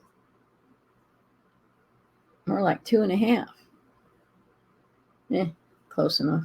It's 3 minutes. But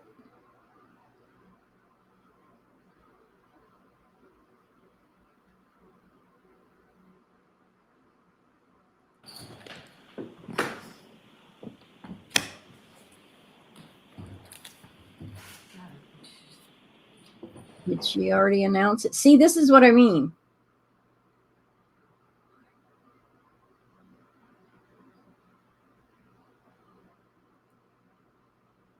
It's 4:02.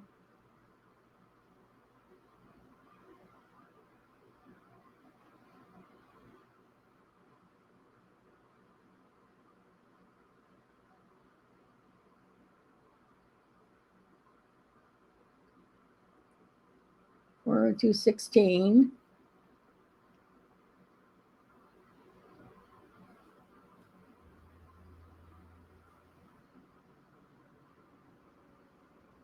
I don't even see everybody stand for the jury to leave.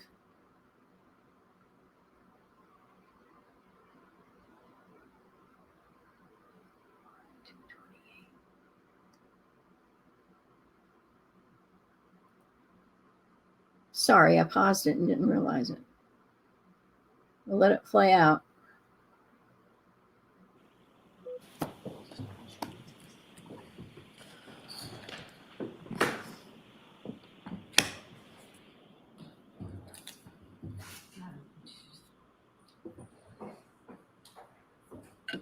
Court, all rise. Goodbye.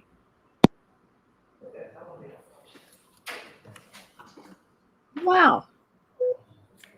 That was rude.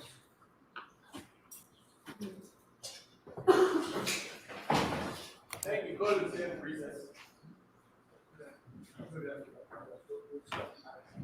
Was the jury dismissed?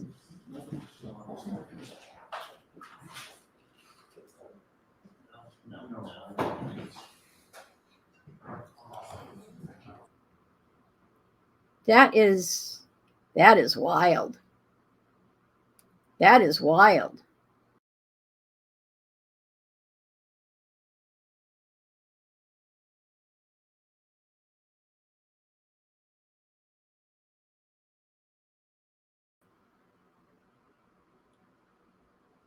Oh, am I still here?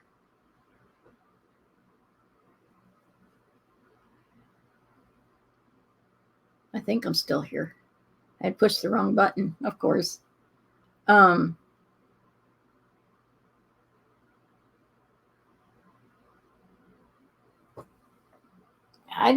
be interested to see what it was why they had to, why the prosecutor had to talk to the judge. Sometimes they check with the judge before they say something or do something or present something to kind of clear the way, make sure there's no problems.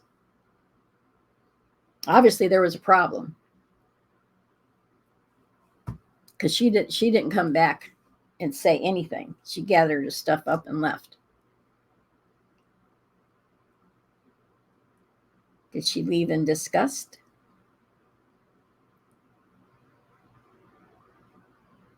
She didn't seem happy. She didn't pleasantly dismiss the jury. That is weird. An unexpected ending.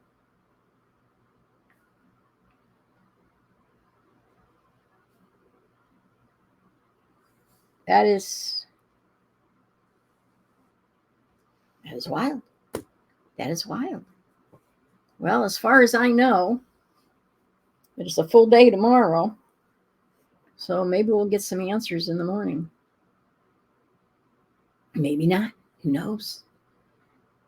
Maybe I'll go peek at some other people's talking and see what they know that maybe cast some light on this.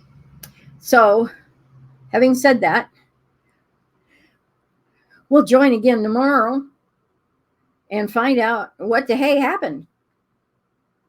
So until then, have a good night or whatever time of day it is, and just have fun, relax, forget about this stuff. It's very stressful.